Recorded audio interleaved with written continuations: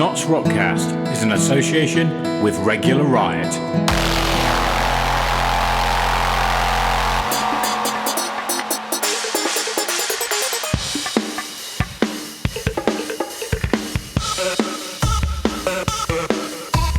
Welcome to NottsRockCast, the Notts Alternative Scene podcast.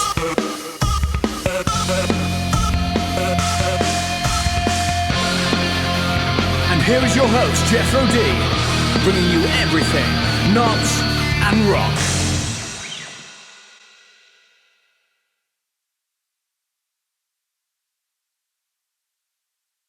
Right, Notts Rockers, welcome back to NRC-010 and 011. Originally, I had to cut the chat in half and make it into 2 episodes, but you will see it's a brilliant chat, so listen all the way through. And don't forget to hit that subscribe button and ding that bell to make sure you're notified when more podcasts are released on YouTube.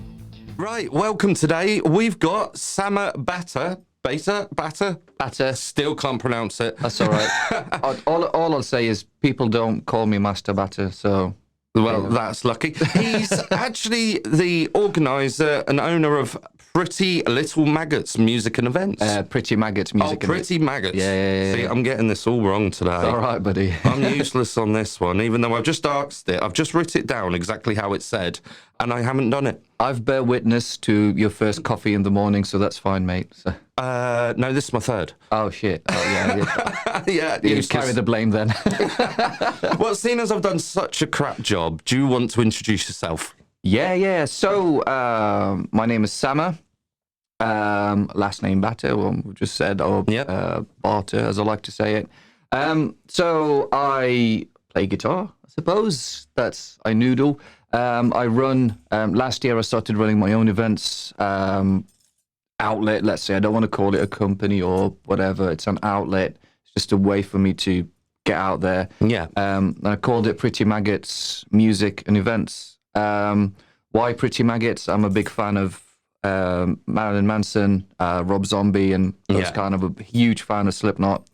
And unashamedly, I used to love 80s rock, so Pretty and Maggots together, put them together, and I thought that was a great title. Oh, I think it's absolutely brilliant. It really is distinctive and puts the name at the forefront of people's memory, even though they probably don't say it right, like I just didn't. Yeah. But they'll still know to search Pretty and Maggots. Yeah, I mean, just a shout out on this one as well. Mark Leary from Asylum 77, he did my logo and he designed my insignia and stuff, and he does, we collaborate on all the posters and everything, and he did a really great job with designing that. And if people have ever gone on my page, you'll see it is pretty much maggots with lipstick, and it's just absolutely brilliant, man. That is awesome. If you don't mind, if you can send me a copy of the picture, I'll stick it in the show notes. Yeah, will do, man. Yeah, absolutely. Okay. Brilliant. Right then, we'll get on with the questions then. Do you want to give us a quote of inspiration you've learnt from your time in Notts? Wow. A quote of inspiration? Or a quote of inspiration that you'd say on a daily basis? I tell you what, this is quite recent. I'm trying to remember the lyric, because I just went to see Killswitch Engage the other day. Yeah. All that we struggle through becomes determination. And that's from In Due Time. I saw Killswitch Engage last night. Is it last night? No, the night before, Thursday night at the arena. Yes. And In Due Time, I love this song, and it's just brilliant. And all that we struggle through becomes determination. That, for me, sums up my 15 years living in England. Certainly about 11 years living in Nottingham. Wow.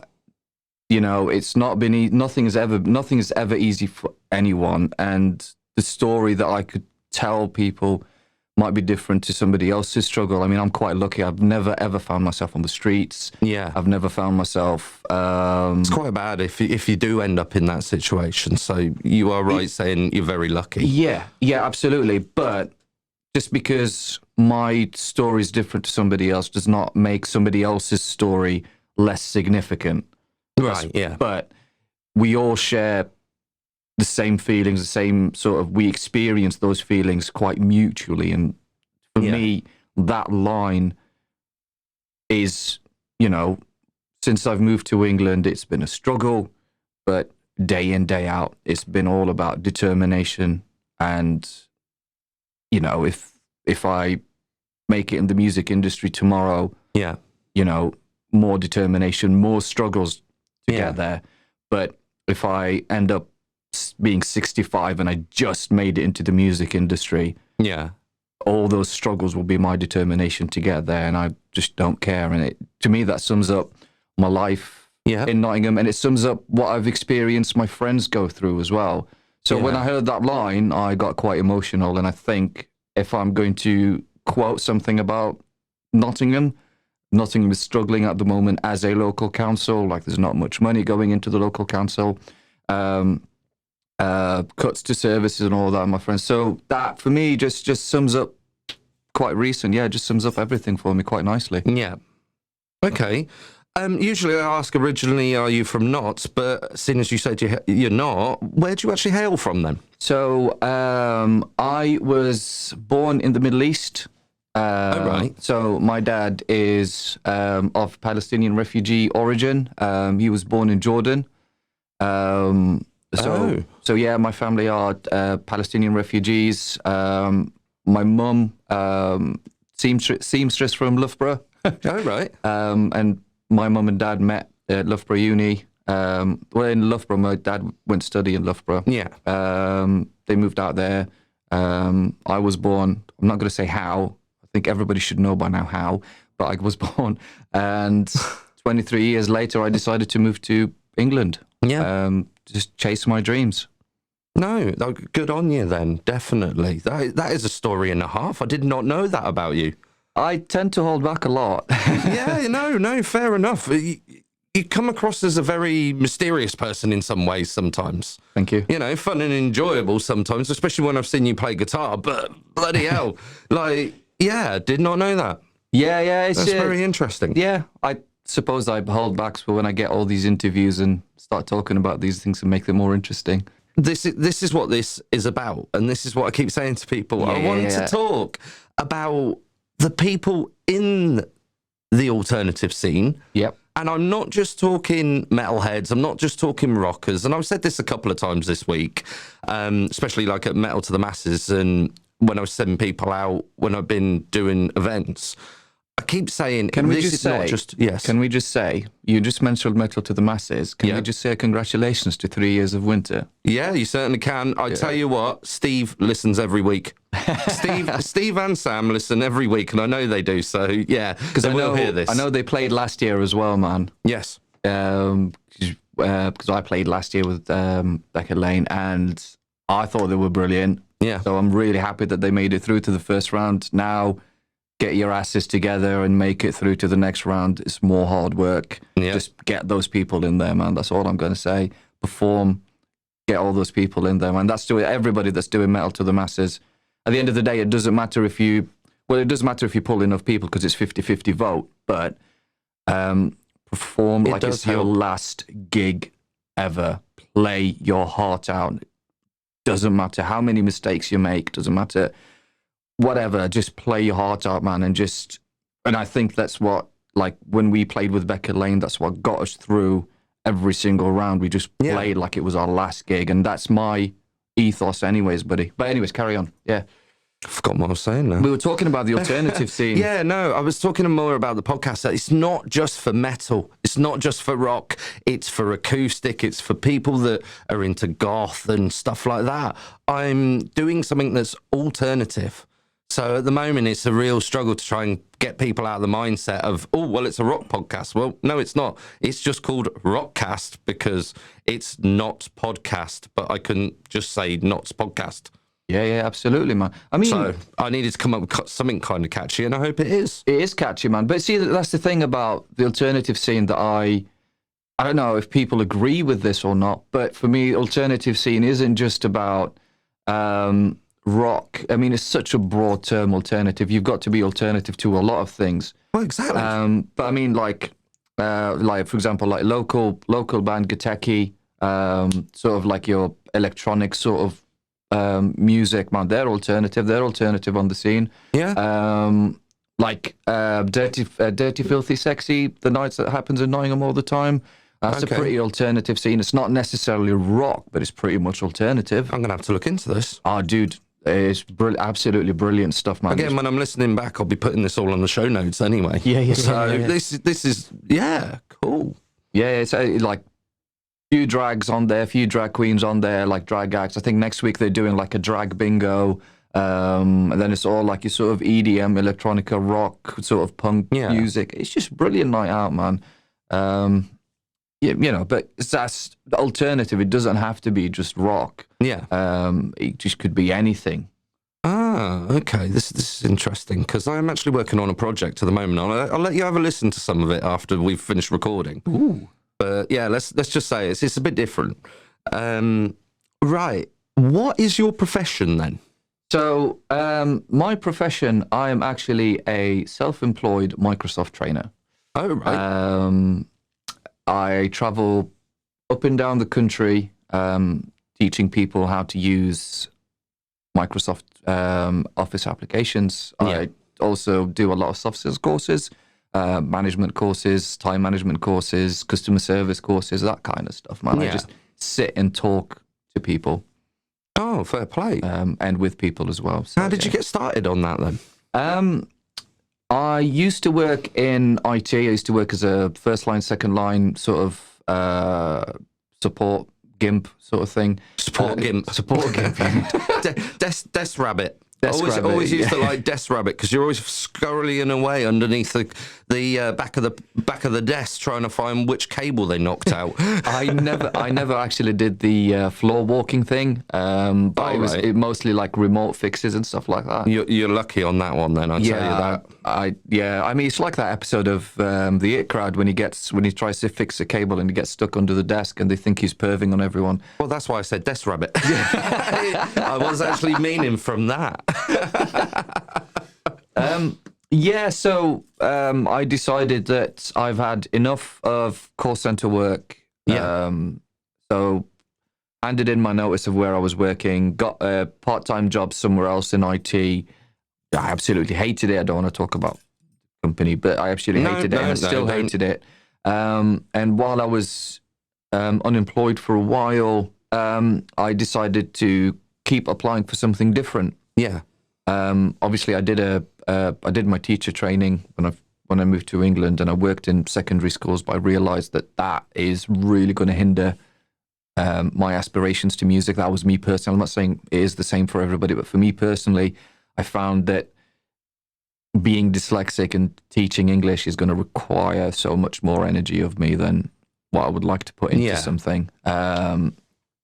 So when I found this job, they were advertising, calling for IT trainers, got interviewed, took me about 3 interviews altogether. I think that's what they're asking for. Got the job, and that's how I started my career, basically. Yeah. I had a career break working as a project support officer and all that other kind of stuff, and then I've gone back. Now I'm self-employed doing my own thing, man. Yeah. Reason why I decided to be self-employed is I want to support my music career. I want to have more days off. Yeah. Because like we were talking yesterday, I mean, yesterday I was working, I left the house at 5:45, sorry. In the morning. Yeah. Train at 5 o'clock, and I did not get back until 8 o'clock in the evening. Yeah. Long days, lots of hard work. I love it. But it will help me support my music career. Yeah. Gives you more chance to have more time off because you can choose to do longer hours. I could choose my days. Yeah. The hours doesn't factor in. No, I could that's choose, fine. I could choose the days, and if I needed a day off here and there, that's fine. As long as my bills are paid, as long as my priorities are sorted. Yeah. Okay. Everything else is good to go. Okay. No, I think that's very interesting. And on the flip side of that, starting the events and music. Yeah, I started last year, so I had a date booked with the Maze, so around 1st of December. And and I didn't want to cancel it. I thought, I've got this date free. What shall I do? The idea was like previously I used to put on like a December gig with Beck and Lane.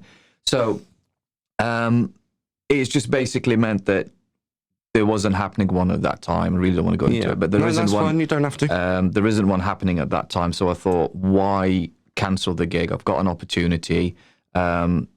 I don't know how the Maze do about cancellations. I might end up having to pay for the night anyway. So I just thought, like, sod it. Let's go for it. I put on a gig. Had some amazing bands play with me. Or for me, sorry. They pulled people. It was a successful night. And I'm carrying on doing it. That is absolutely brilliant. It's like putting on a swimming hat and just diving in the pool.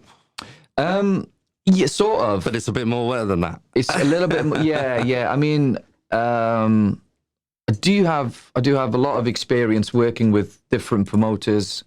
I mean, like you've got Chris from Ike, you've got Phil Core, you've got other promoters as well, like Simon Yarwood in Leicester, and so many promoters that you just got to look up to, and you learn how to do things from. You know what I mean? Like you learn the right way of doing things. You know the right way of communicating. Well, that is that is something you have to learn. Yeah, absolutely, man. I think a lot of people get stuck on criticizing promoters, but you don't have to look far in Nottingham in our scene to see the success that Chris has done, to see like Phil Core's success, to see like how the Maze is doing, for example, as a gigging venue.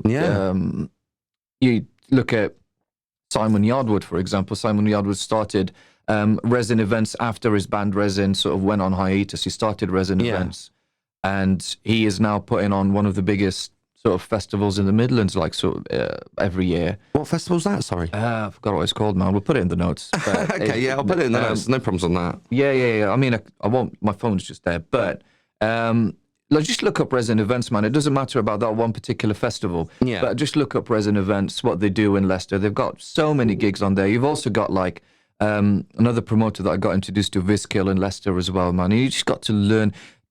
You just look at them and just look at how they're doing stuff, and look at how all of these guys, not just the people in Leicester and people in Nottingham, but every promoter. And you just think to yourself, if I could do just 1% of what you're doing, that would be just absolutely fantastic.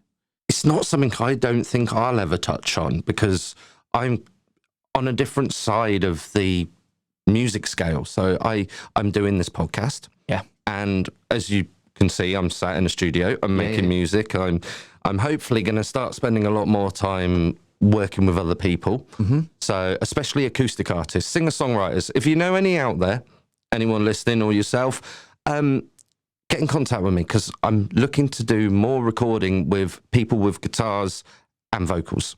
Nice. Just to start with. Just to start with, I'm just going to take it nice and easy and learn how to produce their music, because recording's a passion. Yeah. It really is. Like sitting here, like working out what I'm going to use. I wish I had a bit more time this morning, because I'd been putting us through different preamps, but as I was just thinking then, I know this chain works and I'm going to crack on with it. But for what you're saying, it is such it's inspiring to hear that the promoters are doing as what they're doing, and to see that people are coming up, and to see that people are still all working together. I mean, I think a lot of people get sometimes online versus reality. And I mean, the thing is, just so everybody knows, we were talking a lot downstairs, and as soon as I heard a snippet of a conversation happen, I would say, like, let's not talk about this, just wait till we get upstairs. But I think it's just more like online versus reality, whereas, there's a lot of groups on there where you name and shame promoters, and you do this and you do that, and it's like, why don't we have a group where we celebrate promoters, for example? I just don't... fair enough, we need to know about some people, the minority of people that are blacklisted, or should be blacklisted within sort of our community, within the scene altogether. But when you go out to a gig, and you see a really good gig, that's what we should be shouting about, man. That's the more important thing for me, because I have never been to one of Phil's Cause gigs where I felt, oh, this is lacking a little bit. Every time I went, I just thought, bloody hell, mate, like you've really pulled one out of the hat here. You've really managed to get a room full of people, some excellent bands some bands that I've never heard before. Like through one of Phil's Cause gig, I got introduced to a band called Obey. Yeah. And good grief, man, they rock, man. Their sound live is just so big. And that's what it's all about for me, man. Like, I can't tell you the amount of bands that I listen to through Chris's various gigs, from Macmillan Fest to all the other gigs that he's putting on at the Maze. It's just one of those things. Just celebrate these guys and what they do. Okay. That's absolutely awesome. And you were talking about other stuff that you're doing at the moment. Do you want to touch on that yet? Yeah, let's do it. So, right. So, as well as the promoting thing, so one of the reasons why I'm doing the promoting thing is I don't want to be out of touch with this scene that I'm part of, like the music scene, like the rock scene, the alternative scene. So it's just, and I also want to get introduced to more bands. Like, I don't want to feel, I'm at that age now where I just start feeling comfortable about stuff. Yeah. It's not how I do things in my life. I'm always challenging myself. I'm always putting myself out there. So I want to get introduced to more bands and newer bands and listen to more bands and keep in touch with people around me while I am sort of eyeball high in writing and sort of getting my own music together for whatever reason, I suppose. So I am planning to release a album this year. Yes. The album is called Beautiful Cruel World. Yep. Bit of a sad title, but it is just how I felt.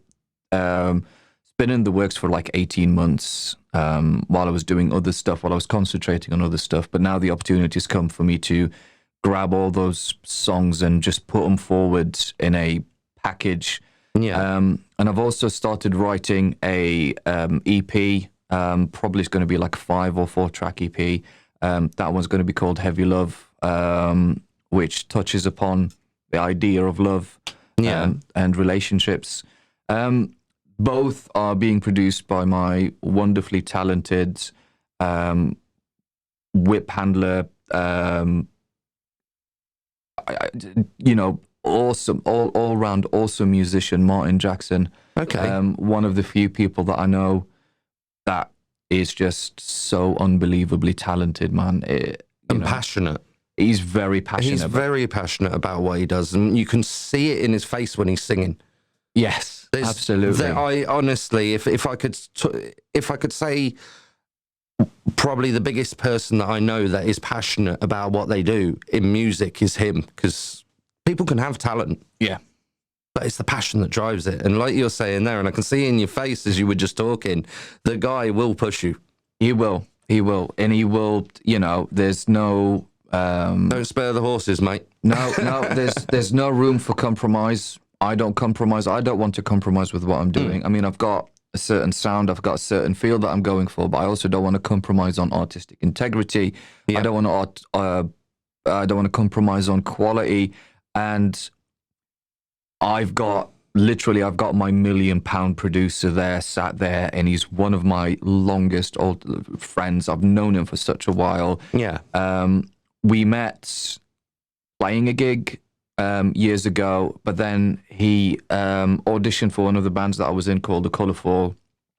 And unfortunately, the guys didn't particularly see where he would fit in with the kind of music that we were doing. And, I had to apologize to him. I was so much fight in his corner because I could see potential in where he could fit in, sort of thing. But maybe due to narrow vision or whatever, but I ended up, because what happened when he auditioned and the rest of the band said no to him, I said, right, okay, if he doesn't fit the bill, I am not auditioning anyone else. Yeah. You two, so that was the bass player and the second guitarist that was in the band, and I said, between you two, right, find a solution. Yeah. And if you think you can sing, both you two sort it out. I am not auditioning anybody else. And that band worked out as it was, because we had 2 vocalists different style vocalists, and they were feeding off each other, and it was a brilliant, fun project, man. But it was great because the way it happened, like after Martin Jackson auditioned for Colourful, and he sadly didn't get through for whatever reason, he got into a project with Danny Beardsley and Emperor Chung. So it was Danny Beardsley. Forgot who was on. Forgot the others as well. So you got Richard Shaw as well. And then there's Dan on the drum, I think. And later Ben on bass, and they sort of played Download. That's how big they got, man. They played Download. Wow. They run Scuzz and everything like that, man. Yeah. And what was the name of that band again? Emperor Chung. Emperor Chung. I tell you what, All right. I will. Obviously, I'm guessing there's going to be music played on this podcast. And Yes, there is. I'm going to send you. I'll send you some music, man. So long as you got rights to it. I don't have rights to it, but I'll ask people for rights to I it. need the rights to it, and they need to email me. Yeah, Like I keep saying, if anybody's got a local band and they're unsigned or something, get your music, send it to me at NottsRockCast@gmail.com. Yeah. So long as I'm sent it and I've got proof I can play it, I'm playing it. Yeah, I'll ask Heather to send you some Emperor Chung stuff, and I'll ask her as well. I'll ask Martin to send you some original stuff. Yeah. And I'll ask because Danny Beardsley is in another project now called Parallax Method. Yeah. Completely instrumental, absolutely bonkers. Oh, I like that. It's just brilliant, man. If you like, I don't want to big up people, but if you like Guthrie Govan, man, that sort of style of stuff, you'll like Parallax Method, man. Just absolutely bonkers. I'm still trying to remember the name of that instrumental band. Yeah. I feel like I've got the CD somewhere, but now we started recording, I can't really switch the PC off, switch to iTunes and find out what's going on. I will remember. I will. Don't worry. By the time we finish this podcast. So, so before we go off on a tangent, man. So, Martin's producing these two albums or EPs. Collections. I don't know how they're going to come out. They will come out, man. They will come out. Like, I don't know if Heavy Love is going to end up, because I've already got about 4 songs recorded for that one. Yeah. And I'm thinking of leaving that in that sort of space of an EP and Beautiful Cruel World as an album. But he's producing it. Other than vocals, I am programming or playing everything. Good. Drums, I'm programming all of that myself. The way I hear drums, I've got a little bit of Martin's having a little bit of input here and there, and he's telling me, well, that's not how a drummer would play it, mate. That's how a guitarist would play it. So just chill your beans. But I'm playing everything. If there's pads on their keyboards, I'm doing it. If there's bass, I'm playing bass on the album. I did toy with the idea of having a bass player come in and do it, but like I said, it's my vision. It's the way I want to see. It's the way I hear things. It's the way I want to play bass on there. The way I hear bass being played on there, not somebody else. So I want to do everything, and we have a couple of guest vocalists on Heavy Love. Martin's doing like a lot of the vocals on there, but we do have some guest vocals on there. Obviously, I don't want to announce everything until it all materializes, because things might change. It looks like things are going to be changing with the guest vocalists anyways, but that's fine. I'm hoping to have a response from somebody quite soon about something. And it's that, I'm releasing that, and then after that, I'm really going to write more music and release more music under my own name. That's where I want to go. Good. That's how I see my future. And it's just, I love working with bands. I love playing with bands. I love playing with 5 or 4 people in a room. It's just an absolutely immense experience, man. If you are starting out as a musician, don't just sit in your bedroom and just get 2 or 3 people to play with and just bounce off each other and write songs. You know, that feeling, creating in that space in that room for just 2 hours, you know, it's just absolutely brilliant. But now I just want to focus on me. I'm going to be selfish about this, man. I've been asked to join a couple of bands, and I've just gone, I'm really sorry, I can't. You know, I just can't. I've just got so much love for music, and I've got so much love for what people do, and so many talented people out there. But I'm to focus on me. It's time to do my own thing, and that's what I'm doing. Okay. I just say I completely understand that from doing my own project at the moment. Yeah. And it's not the fact that, like you say, about I don't want to be in a room with other people or I don't want their input or anything, which I love jamming with people. I really do. A lot of the time when I ask people, oh, do you fancy a jam at some point? They'll go, oh, what sort of genre? I'm like, music? Yeah, absolutely, man. Yeah. See, but why I'm doing my album at the moment, and well, it's not going to be I haven't decided what I'm really doing with it. I'm just putting stuff together at the moment. But why I'm doing it is because I've got a sense of direction that is different. It's so far different that you're either going to love it or you're going to hate it. Okay. You really are. It is that different that it's not going to make sense to a lot of people. But the people who it does make sense to, it really will make sense.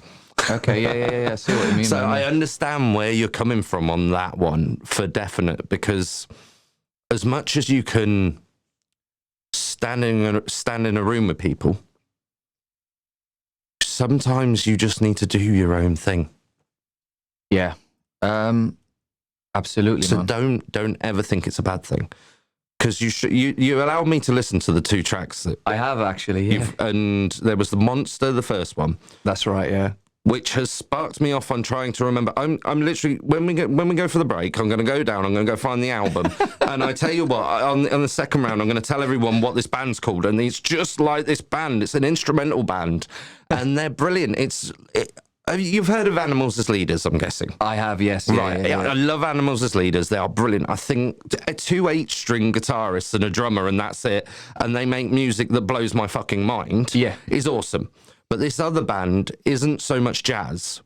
They're more blues side of metal instrumental. Yeah. And I just grab it like Where Trees May Fall and stuff like that is another instrumental band that I really like. I don't think I've said the name right, but yeah. That Monsters track, it was called Monsters, isn't it? Monster, yeah, Monster. That's fine. Yeah, that's right. Yeah, it has literally, I will listen to that. It is, buddy. Honestly, and do you want me to put it on the podcast? Did you say? No. All right. No, Okay. Well, you saw me the music that you want on, and I'll play it. Yeah. No problems on that. I am keeping that for my own personal references. Yeah, that's absolutely fine, matey. So basically, what I wanted to do today, because obviously I'm using this as an opportunity to self-promote. Sorry, dude. Why? This is why you're here. You're meant to be self-pronouncing. I'm enjoying this one. This is great. I'm being told off, and it's being. You're not being told off.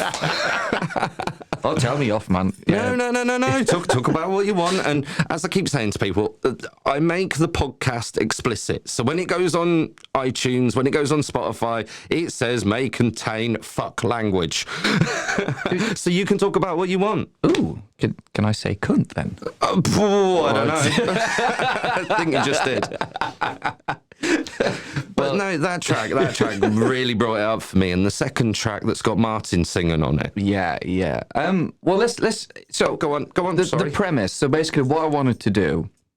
Obviously, I'm not talking to you about this. So I basically wanted to go, dude. I came into this morning and I said, okay, I'm using this as a way to self-promote. I want to get my stuff out there because I want to kick my ass into releasing things, and I want people to start asking me, we heard that you're putting stuff out now. When is it going to happen? And I've got no excuse now. But what I also wanted to do is I wanted you to listen to the songs in the form that they are. And I wanted you to get sort of see how excited or unexcited that you are about them. And just basically tell people that there's music out there and just start building up. Unfortunately, I can't put any of the tracks on because I don't believe that they're ready yet. No, that's fine. And I want them to be complete. And nothing is perfect, but like Monster, it just needs mixing and mastering. There's a couple of things to do on the other one with it. We'll just need a little bit of a play.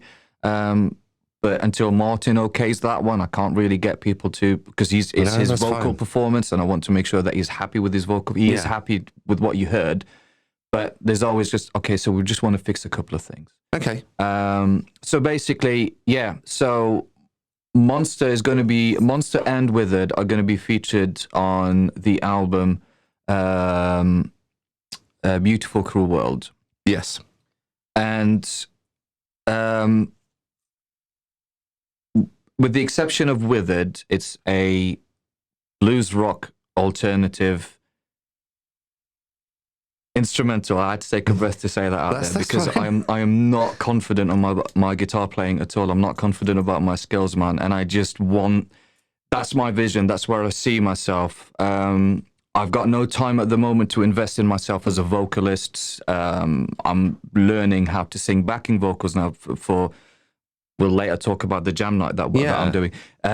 But it's just where I saw those songs that I've been writing, they just basically became alternative hard rock, blues, metal instrumentals. Yeah. I'll label them under instrumentals, but if people ask me for inspirations, artists, I've said 2, Perfect Circle and Joe Satriani. Oh, right, cool. That's where I would hope to be. Like Billy Howardell from A Perfect Circle is my complete idol. I just aspire to be like him, to sound like him. I even forced my genes to like get my hair to fall out so I could look like him.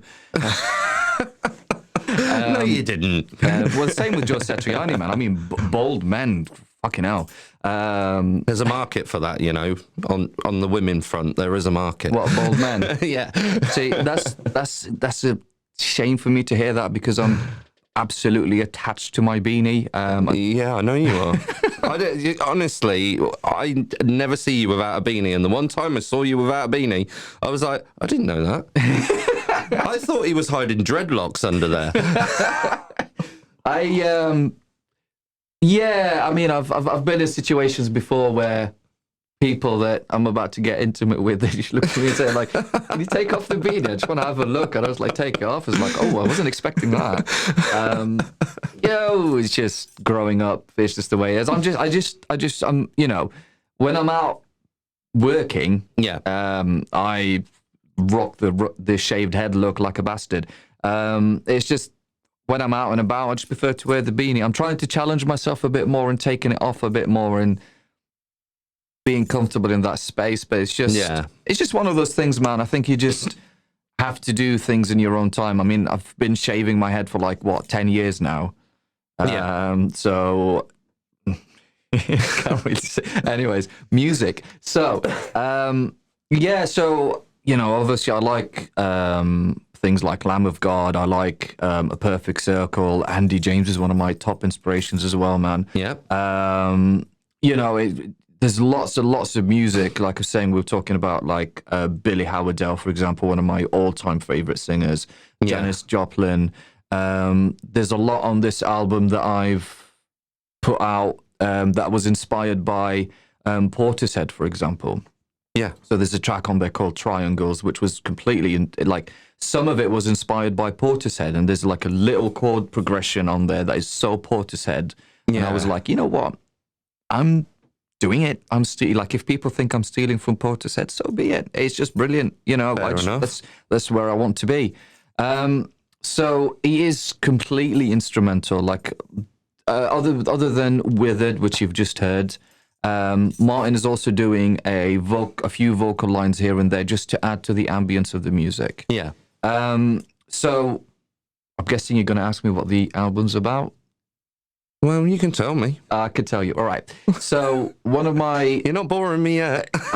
Sweet, man. That's amazing. I'm really enjoying it. You've activated Chatterbox Summer. So my nickname is Kermit on Nights Out. I think you've seen me on Nights Out when I'm absolutely bonkers. So my nickname, thanks to Lee for giving me that nickname, is Kermit, and I just will rub it on now. Anyways, so so the album basically is based on a lot of experiences, personal experiences, but the general theme is to a film Yeah.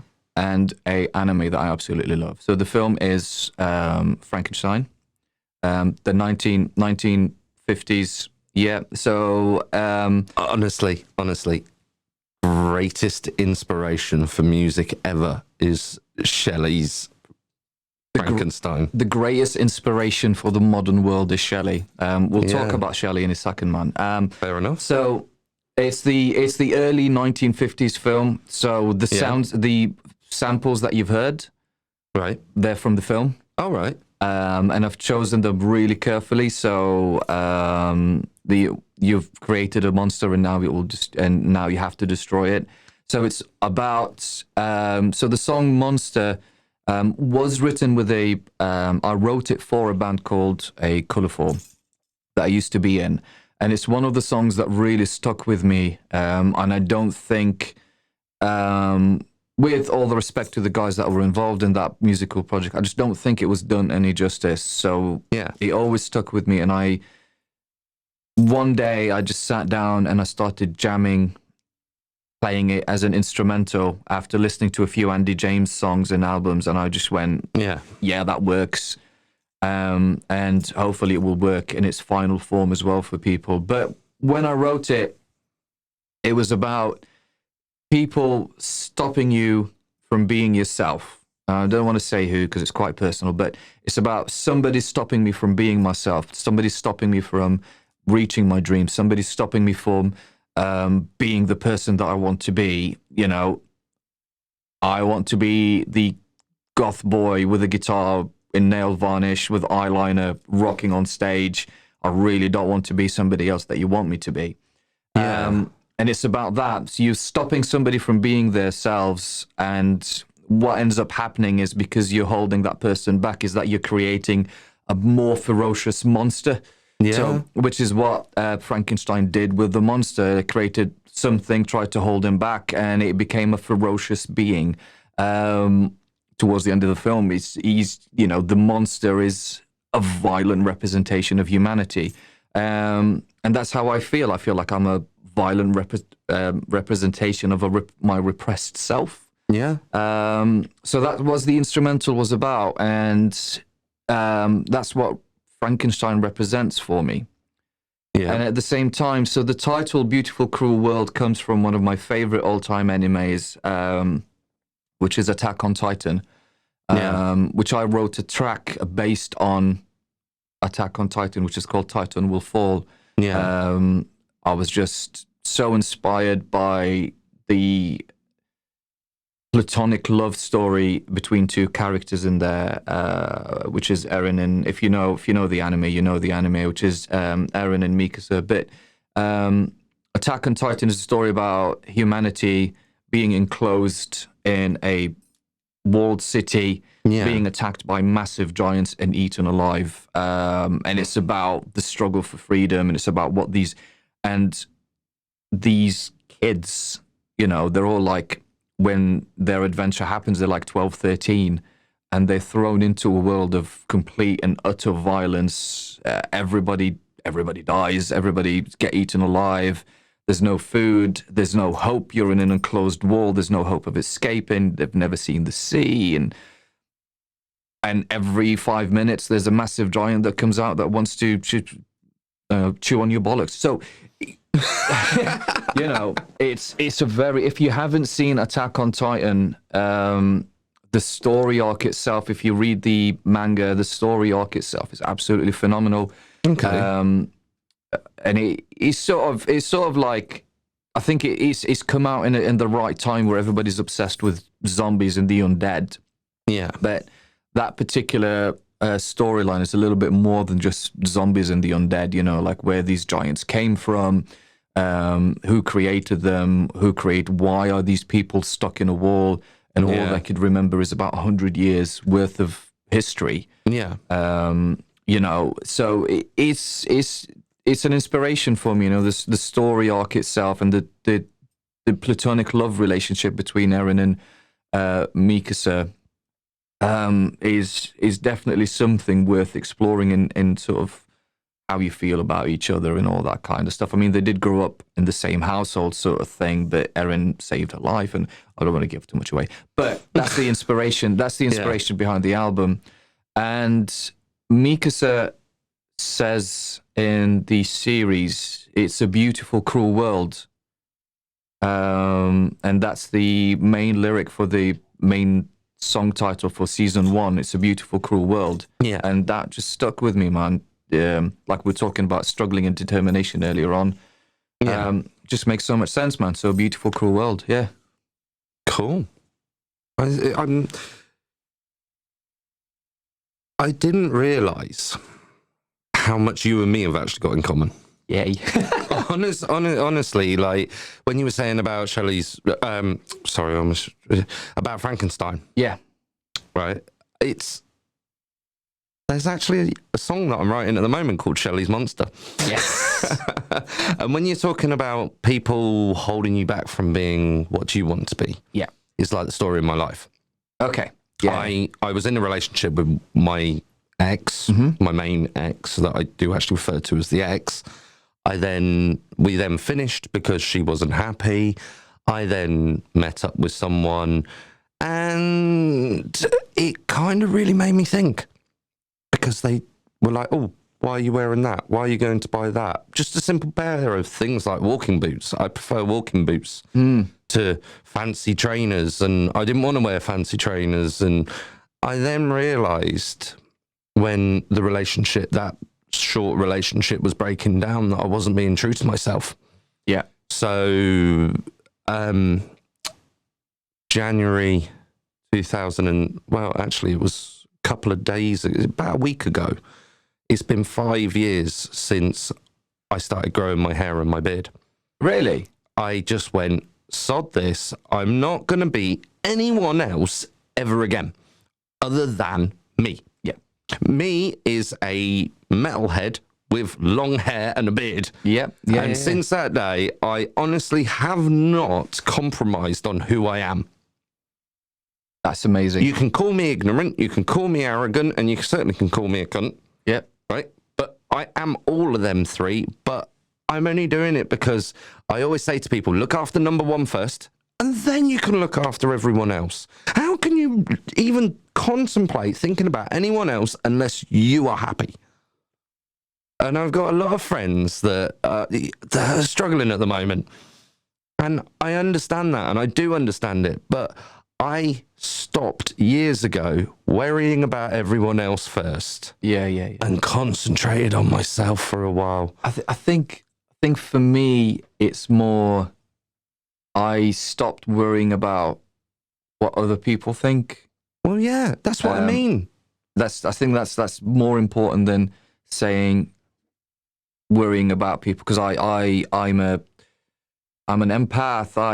Although I hate that word, but I just, if I see one of my friends struggling, I struggle. It's just the way I am. Yeah. It's nice. It is a really nice attribute to you that you've got that. Don't lose it. Yeah. But do, as I said, like you were saying there about someone trying to stop you from being you. Yeah.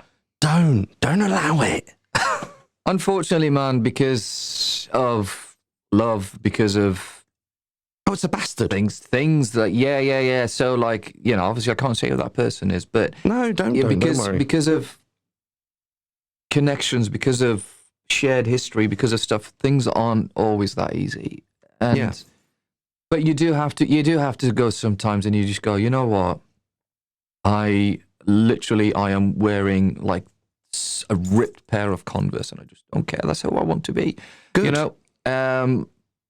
But yeah, so that's what Monster as a track is about. It's just being a violent version of my repressed self. It is pretty much blues rock, a blues hard rock sort of thing, But yeah, so there's other songs on the album as well that when they come out, they'll come out. Yeah. But don't give too much away. I want some anticipation. Yeah, obviously. Even though I will say this, all right? You're saying you're promoting your stuff. This is kind of why I started the podcast, to promote me a little bit. What I do, right, and I say this to everyone when I'm talking music with Regular Riot, right? If you've got multi-tracks, send me one song worth of multi-tracks. I'll do a mix for free. Send it back to you. If you like it, I'll mix the rest of it. And we can come up with a price. Yeah. Whether you want to do it, whether a listener wants to do it, that is how I work. I won't take any money off anyone. And I certainly won't do a whole album's worth of music and then them go, oh, don't like it. I will do one track, see how it goes, see if you like the way I mix, and then we can come up to a negotiation for the rest. Yeah. I mean, I'm well happy to do it. Yeah, that's one way of doing it, man. I mean, personally, I'm not in that space to start mixing at the moment because... No, that's fine. I'm saying, when you're if you're ready, please send me the tracks and I'll give it a go. Yeah, we'll do, man. We'll see how it goes, man. Yeah, and this goes for it goes for everyone. If it's something that's interesting you and you want to send me some multi-tracks and I mix them for free for one song, then get in contact, studio@regularriot.co.uk. No, regular-riot.co.uk. Link will be in the show notes. Just Google Regular Riot, man. It's easy to find on Facebook. So. Thank you very much. Like I said earlier, social networking is such a crap thing with me. Carry on, because you heard that track. Yeah. I haven't asked you your opinion yet. So tell me what you think about the track, man. I like it. Good. Honestly, I like it. And it's what I like out of instrumental music. It's got all the little bits that I really do like to it. It's the guitaring's there, the drumming. Like I said, I knew which drumming you used. Yeah. But yeah, it's you can hear the emotion. Good. And that's what I like about music. And this is something I said to you, and I probably shouldn't have said it before the podcast because I'm just repeating myself now. Yeah. What you said to me when I took the tracks, you went, oh, sorry, it's a demo. Yeah. No, we know it's a demo. Don't apologise for your music. What you've got to do is say, here's a demo and leave it at that. Just let someone listen to it. Because right, if the person says, oh, well, the mix is not very good, and they know it's a demo, their opinion's invalid, right? Or B, if you're handing it to someone that actually is into music, they're going to listen to it for what it is, the music. They're not going to listen to the mix. They're not going to listen to make sure the hi-hat's high enough. Yeah. Right? They're going to listen to the emotion in it. They're going to listen to the talent, to the chord structures and stuff like that. You know, until you release it as an album, don't apologise. And if you apologise, like I said... Shouldn't be there. Yeah, you're right. You're absolutely. I'm getting goosebumps, man, while you're saying this, because it's like when you play gigs. Yeah. And this is something that I'm going to put out there. No gig goer, whether musician, seasoned musician or whatever, would come up to you and say, oh, by the way, you played that B flat a little bit flat. The hi-hat was just, a little bit out of time. If somebody says that to you, tell them to fuck off. Okay. That's just because if somebody comes up to you and they say, you've played a really good gig, my response is thank you, and I enjoy playing it. That's just. But I've heard so many people go, "Oh yeah, we did a couple of mistakes, and it was just that," and it's just like, come off it, man. It's just live music, and I need to remind myself sometimes of this.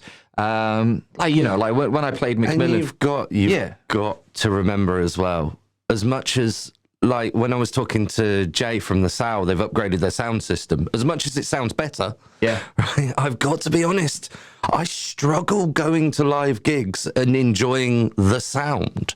I enjoy the music. Yeah, absolutely. Right, the sound is never going to be great at a live gig. Yeah. You could try, and places do try and do well, but it won't sound like it'll sound on a studio album. Of course, man. Yeah. There's so many parameters on the night. There's so many... So missing one drum fill really doesn't bloody matter. No, it doesn't. And if somebody says that to you, just usher them out the door. Exactly. If you're a fan of my music and you're the fan of because of the music, kudos on you. You're a fan of my music and you come up to me at the end of the show and you say that I missed a note, you can fuck right off. Exactly. And as for your second song, Withered. Again, yes. Yeah, Withered. Okay. Just, like I said to you, I was sat there and the emotion was coming out again, right? And now here's the best bit. Do you remember me asking you if it was you singing?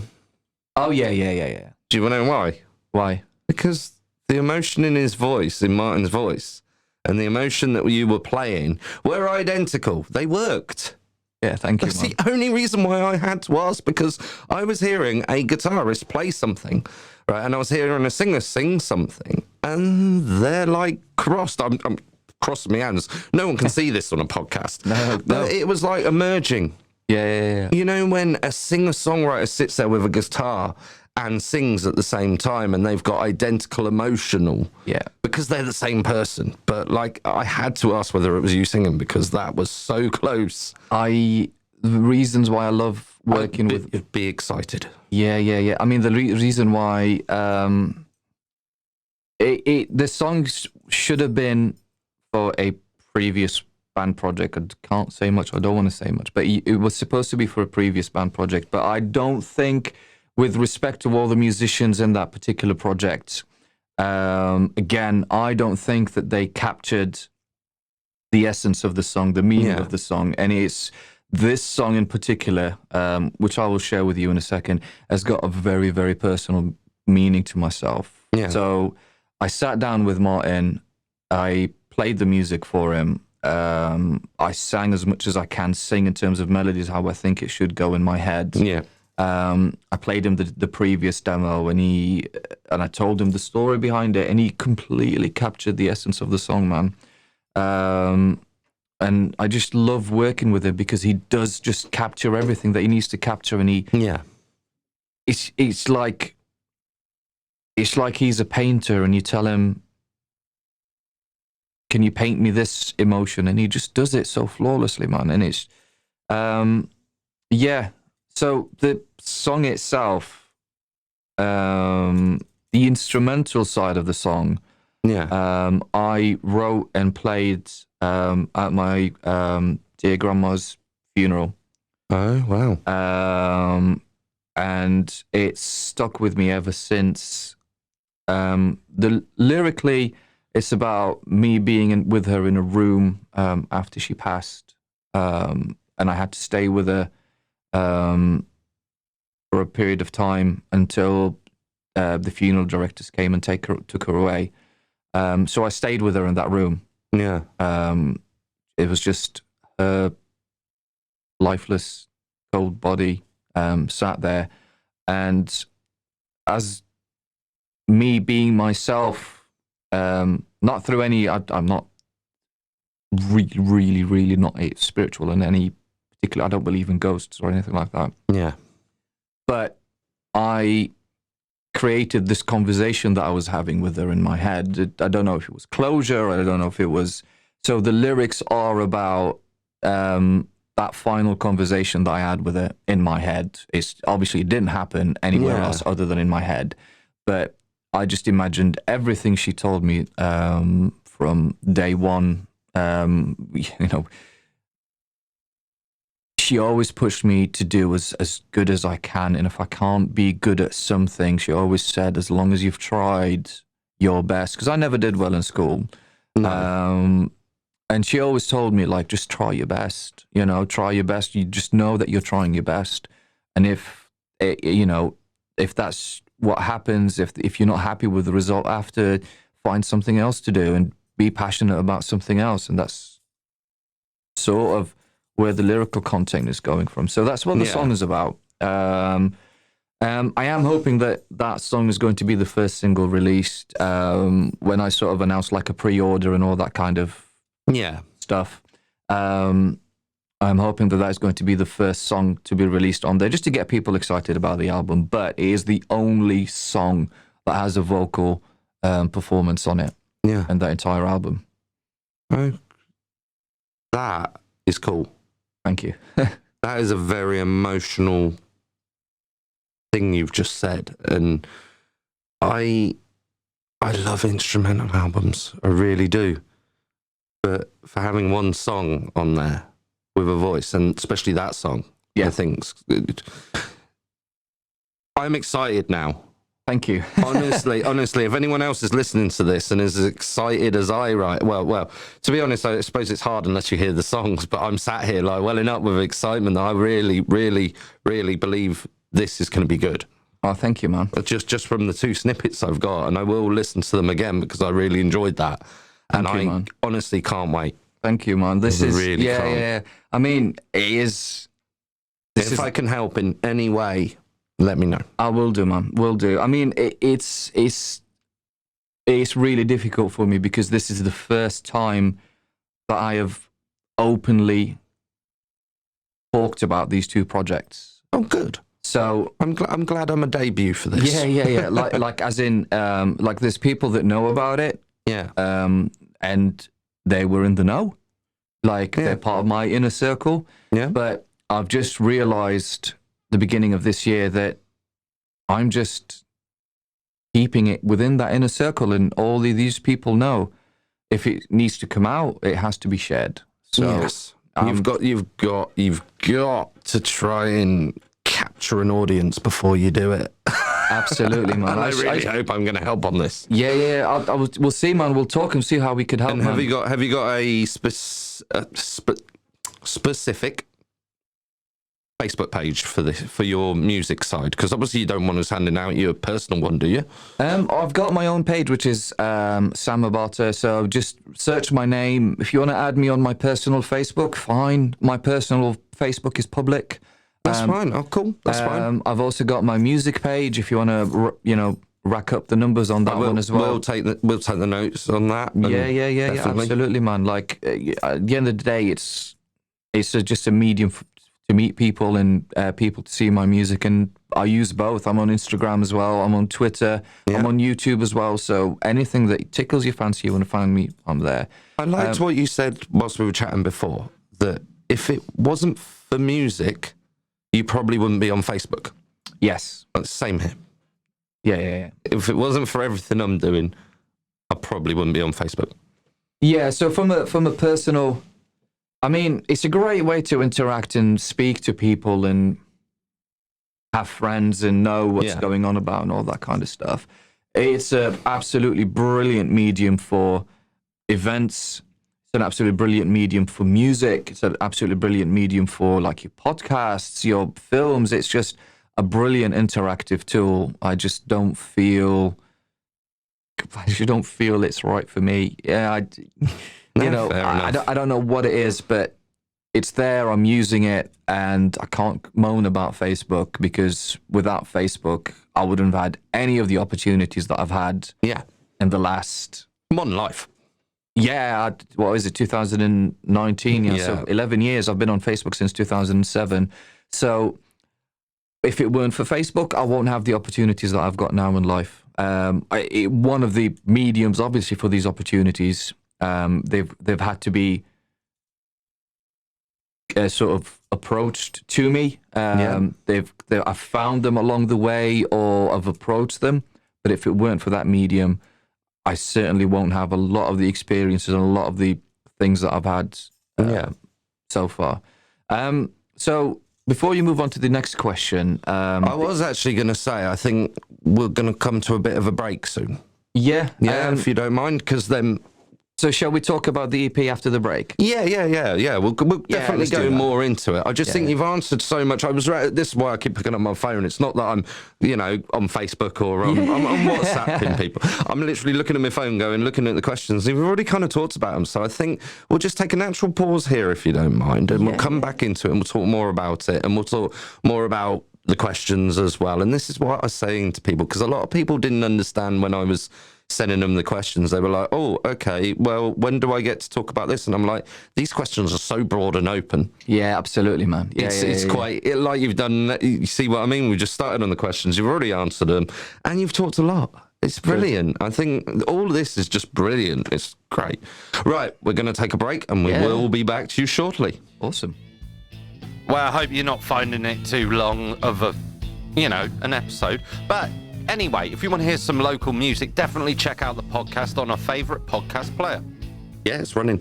Welcome back to the second half of the chat with Sama. He runs the Pretty Little Maggots Music and Events. Pretty maggots. Pretty maggots. Oh, pretty. What did I say? Pretty little maggots.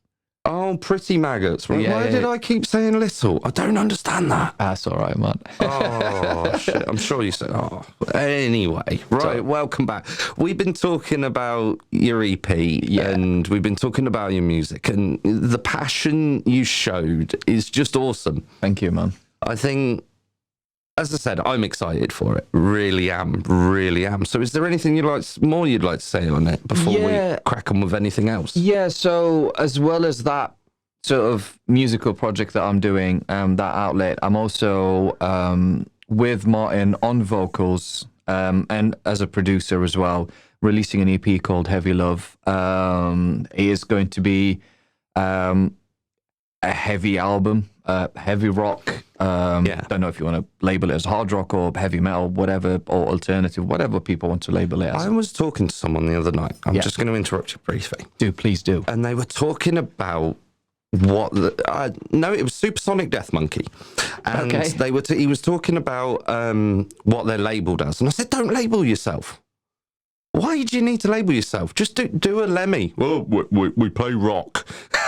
I've always said that, man. I've always said that. I've always said, because you always see a lot of bands, when you read a biography, for example, and I find it quite limiting when they start saying, radio-friendly, pop, alternative, symphonic, underground, blackened death metal. I find that quite limiting, other than being quite open. Yeah. And I've always preferred, and I've always done this with any musical project that I've done, I've always kept it to about 2 or 3. Okay. So I wanted to label my stuff as anything alternative hard rock. There you go. And done. Like, there's no need to go into all the different genres that I like to incorporate in my style, or I'd like to think that I incorporate in my style. Just leave it to the listener, man. Just leave it to people out there that, doing it. Because if somebody doesn't like blackened death metal, as soon as they see blackened death metal, they're just not going to bother. So just put death metal and that's it. Get more people to listen just to. Put metal. Put metal if you want to. Yeah. Absolutely. Completely agree. I will say, someone was, I think it was a friend on the tram. We were talking about genres. Yeah. And he went, punk pop. How can there be such a thing? Okay, so that kind of defeats the object of either pop or punk. Well, in my opinion. Yeah, of course, man. But if somebody says, somebody identifies their music as a genre, is what it is. Yeah. Like, you just got to, if they want to call it pop punk, fine. As long as you can hear pop punk, awesome. Yeah. That's what you want to call your music. You might think of it as other. You might think of it as just punk. Yeah. You might think of it as pop. But if they want to call it pop punk, kudos. Cool. Yeah, I can't disagree with that. No, that's absolutely fine. So we were talking about that EP. Yes. So yeah, it is going to be, like I was saying, like Martin's going to be doing some singing on there. Yeah. And it's reflective of the last half of last year for me, which was relationships. Whether finding new amazing relationships, breakdown of relationships, and it doesn't have to be just intimate or sexual or whatever, any sort of relationship that you've got in any sort of scenario, whether it's my relationship with life, or whether it's my relationship with anyone. It doesn't have to be something specific. So it's just me exploring that and just my feelings around that. So the reason why I call it Heavy Love, because it's going to be heavy, it's going to be loud, it's going to be aggressive, but the idea of love is intimate and aggressive at the same time. So that will be released hopefully at the same time as I'm releasing the album, because I want to release them both. I want to put them both out there, because I just found myself writing all this new music while I was writing Beautiful Cruel World, especially towards the tail end of last year. And I approached Martin and I said, this is the idea that I've got. And he said, let's do both, And completely agree on that one. yeah, completely different. Both are going to be completely different to each other. Obviously, he's going to be me, so you're going to recognize that it's me as a musician. But Yeah. I just wanted to, and I am going to put them both out there, man. Like completely different outlets, completely different subject matters, intertwined in a lot of ways. But hopefully, next year. No, this year. Sorry, both are going to be released this year. Yeah. Oh no, that's very, very interesting. And a lot of people are doing that at the moment, but not the way you're doing it, which I think is very unique. Okay. Is you're doing an album and you're doing an EP at the same time, because a lot of people are releasing an album with two sides. So if you got it in CD form, you'd get like the heavy side and then the lighter side. Okay. But I like the idea that they're going to be two separate entities. Yeah. And not the same thing. I think Slightly different. Yeah, I mean, there was talk about having. Obviously, I've discussed things with Martin, and it sat down, and obviously, you've got to explore every idea about releasing something. And I discussed with him taking the best of both worlds and putting them together, and calling it something beautiful, cruel love, or whatever. I think I came up with. But it just came down to these group of songs stand alone as they are. And good. For me, I listen to the songs that I've recorded the album, and I'm happy with every song that I've recorded on the album. Obviously, the listener and the critics out there can say what they want to say about the music, but I'm happy with them as they are in their current format. And I'm happy with what's coming out with Heavy Love. Yeah. So I don't want to compromise on choosing between them. It's like choosing your favorite kid. I don't have kids, but it's like choosing your favorite cat. You can't do that. Or choosing your favorite dog. Like you've got two dogs on there. You can't really choose your favorite between them. You can tell them secretly, but you can't really choose openly. Yeah, okay. But yeah, so they're going to be, both are going to be released this year. That's my goal. And then once they're released and I'm happy with it, and we'll see how the release goes, I do plan on playing shows. I do plan on gigging because I miss that so much, which is going to lead us on to the next bit. But cool. I do miss gigging, do miss playing live, do miss that experience, that, the mistakes, the accidents. The happy accidents. The happy accidents. The happy accidents are bloody brilliant. Yeah, so everything, when you hit a note and you go, ho. Or you hit a wrong note and you go, that should be in there anyway. Yeah.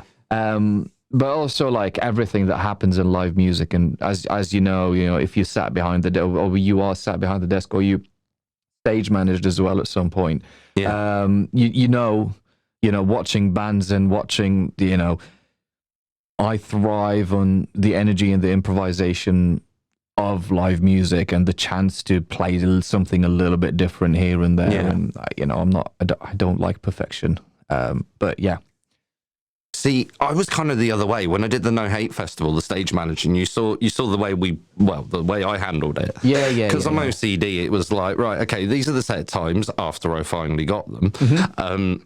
These are the set times, and we had like half an hour in between, but I managed to get every band on and off within 15 minutes. So people could stand and chill. They could suddenly go, oh God, I've forgotten this. I'm like, don't worry, mate, you got about 10 minutes. And yeah, I think like with stage managing, you've got to be strict, because I stage managed before. Yeah. And you do have to be strict. I mean, I'd like when I'm putting on my events, I'm constantly worrying about time. I'm constantly worrying about bands running over. You've got to think what you're going to do with the next band. This is broken.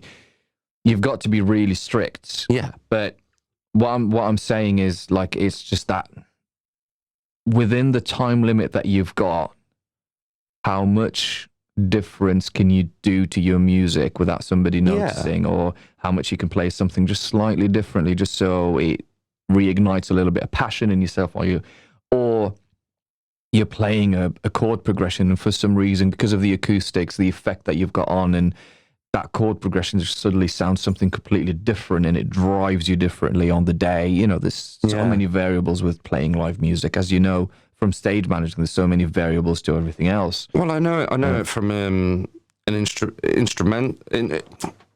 instrumentalist point of view as well. Yeah, and this is something that I'm learning to learn from doing the recording and producing.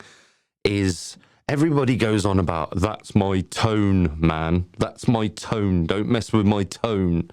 And no matter where you go, right, you are going to have to adjust your tone to fit the room. Yeah, absolutely, man. So don't get precious about your bloody tone. Yeah. Okay, it's your playing that makes the music. Yeah, absolutely. But like you were saying there, I love the fact that you can turn up one place and you may not sound the same. So you adjust for it and you get the feeling that you're getting from the feeling at the time. And it will be crowd dependent as well. Yeah, absolutely. I mean, like discussing tone, the notion of tone. I mean, I've got the MIDI controlled pedal board. I've got my sort of individual effects on there. My amp is controlled via MIDI and all that kind of boring geeky stuff. I don't find it boring or geeky. I think it's awesome. I mean, I absolutely enjoy it. Like I was just saying earlier, man, that particular pedal board that I've got at the moment, I soldered every cable on there. I've put enough hours in there. Yeah. But one gig last year with Total Rock Radio, we did a industrial night. I had Nick Alexander because we did that whole sort of like band thing that he does all the time. Which inspired me to do something later. We'll talk about in a second. Yeah. But on the night when we sound checked, my pedal board was working. We sound checked another song, and my pedal board for some reason was just not working. No sound was coming out of it whatsoever. And I am so happy with my dry bass tone on its own. Yeah. That I just plugged in straight to the guitar, and I was like, I'll worry about my pedal board later. Yeah. And you've just got to be like, I think that's what I was saying about accidents, and it just, that night I just fell in love with my amp again, with my core tone. Yeah. I just enjoyed it so much, and it drove me on the night instead of going, I don't have this effect on this song, because I spent like 2 nights before creating a whole sort of set list with my MIDI controller and like different effects for different songs and all that kind of thing. And a lot of thought gone into it, just for within 5 minutes to realize that I can't use any of it. Yeah. And I just gone, I'm just going to play through my amp, man. It's just, if you don't love your bass tone, you've got to have a core tone that you adjust. Yes. And I think that's where a lot of people go wrong. That's exactly what I was trying to get at. Yeah, absolutely. And I completely, like, it's fine to have your Kemper amps. It's fine to have your axe effects. It's fine to have your helixes and all that kind of stuff, because like modern guitar technology is getting better. It's nowhere near where it needs to be when you compare it to bass. Yeah, bass amp technology and bass guitar technology. It's nowhere near. And as a guitar player, it's going to pain a lot of guitar players to hear this. Personally, I think bass technology, when it comes to sound, solid state, and all that kind of stuff, is so far advanced to guitar, because guitar players are holding ourselves back. Yeah. But all of these things are moving guitar sound and guitar tone forward. Yes. But you've just, you find you want to play your like the same sound every night, but just remember that you need to adjust every night as well. You need to bring your mids up. You need to do this. You need to bring, like, I have my gain at like 10 o'clock. Generally, I like a good crunch sound, even though I've played in like heavy metal hard rock bands where there's a lot of gain needed. I don't need a lot of gain, but some nights, for whatever reason, because of the acoustics, because of the cab that I'm going through, whatever, I just go, right, I need a little bit more gain tonight, and I just move it up, right? Okay, so it sounds where I need it to be, and you just got to be flexible, sort of thing. Yeah. Well, I can't show no one, but like literally, I bought this Carlsbro bass amp. I'm desperate to start using it. I really am. I need to buy a cab for it at some point. Yeah. Because all I've got is guitar cabs at the moment. Oh, remind me, I must show you my ISO booth. It's a toilet. Is that where all the sponges and mattresses are? Yes. Ooh, yeah, there's cabs behind there. Nice. But I'm desperate to start playing more bass through that amp. Yeah. The only real reason why I'm desperate to start playing it is I want to keep pushing the red button. It's got a deep setting on it. Nice. So you don't only just get bass, you get bass. It's a bit like going out. But even when I play bass, I own a lot of pedals. You've seen some of the pedals there, and I've got a few more, and I've had more, and I've had less. But When it comes to bass, for some reason, I use two pedals. I use a tuner, and I use my... Well, actually, one of my oldest pedals is a Bad Monkey. Just a bit of overdrive. And I don't even have that engaged all the time. It's only when I want just that little bit of lift. Yeah, I mean, it's all down to personal preference at the end of there is no... Yeah. A lot of people will try and say that this is how this should be, this is how, like, you know, like, people tell me that I need to have a noise gate through the amp. I'm like, no, I like the noise. The noise is part of the beast. Yeah. You know, like, there's a little bit of noise, the little bit of earth going through is part of the beast, part of the, you know, why do I need to get rid of that? You know? But there is no rule. Of course there isn't a rule, and this is what I was saying to a lot of people, is nowadays, because we're a YouTube culture, people will go online and they'll watch how the professionals do it. They'll write down all their settings, go and play their settings, and go, well, why doesn't it sound like the guy I was watching on YouTube? You're not the fucking guy on YouTube. Yeah, absolutely, man. Yeah. And as we were speaking earlier, I want to get that authentic Beatles sound. Well, take away all your technology, and start afresh. Yeah. Just play. Yeah. Don't get me wrong, like we both said, both of us like pedals and we like the technology, and it's good. It's just the cake. It's just the icing on the cake. Absolutely. That's all it is. Absolutely. You've got to get your raw batter mix going. You've got to get the oven hot enough, and then just put a bit of icing on for decoration. Absolutely, man. Absolutely. And it's just like, you know, I remember watching this video with Jerry Cantrell from Alice in Chains, if you don't know. And he was saying that they played a gig or a tour with either Black Label Society or Ozzy Osbourne. I can't remember which one it was. Yeah. And he was talking to Zakk Wylde, and Zakk Wylde basically said, you know, oh, well, if you want to play through my rig, here you go. And Jerry Cantrell was just basically saying, like, I got really excited. I'm going to play, like, Zakk Wylde's Les Paul through Zakk Wylde's overdrive pedals and more through Zakk Wylde's Marshall amps. And he was so disappointed because when he was playing, he sounded like Jerry Cantrell, you know. And it's... There's nothing wrong with that. There's nothing wrong with that. But, you know, he was saying, like, it doesn't matter because you'll always sound like yourself. Yes. And you've just got to use what other people are putting out, all these little elements and garnishes that you've got. You've just got to find where you are. You've just got to find the right guitar for yourself, the right strings and the right pick. And then everything else is just garnish. Yeah. Everything else, you know, like so many guitar players change from Les Pauls to Strats, you know, like Eric Clapton, for example, as much as I don't like the geezer. But fair enough. From Strat, you know, going from Les Paul to Strat. Yeah. You know what I mean? And it just changed everything for him. Yeah. You know, but yeah, garnish. That's all it is. Yeah.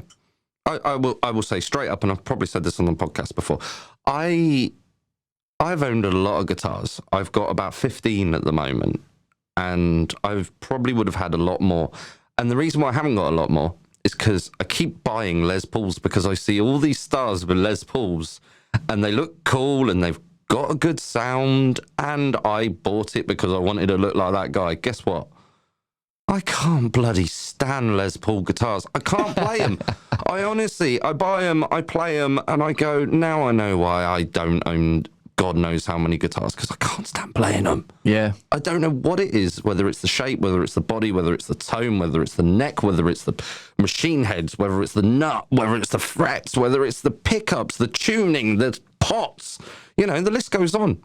Are you talking about just Gibson or any Les Paul guitar? No, just Les Pauls. The shape. The shape. I think it's the shape that gets me. Well, you know, I own a Epiphone over there. Yeah. I love that Futura to bits. My wife bought it for me for my birthday. Yeah. I mean, that Futura. I mean, it's uglier in pictures, if that makes any sense. And Yeah, it doesn't. Pictures, it's not photogenic. yeah, I'm just going to say that. It's not photogenic. But when you hold it and when you play it and when you see it in real life, guess what? It's beautiful. It does play like a dream, man. I was playing it while you were setting up mine. It does play like a dream. And I tell you what, photogenic's a funny one, because most people think when you say you're not photogenic, it's because it's an ugly thing. No, photogenic just means you don't just take a good photo. Yeah, I suppose, man. Yeah. So, right. I'm completely not asking questions, but I'm really enjoying this not asking questions. Great. You've got me talking, man. Like I said, I'm a chatterbox. Right. What do you love or enjoy about living in Notts? Not so much the alternative scene, more about the city itself. I don't know, man. There's so many things that because when I moved to England, I was living in Loughborough. Yeah.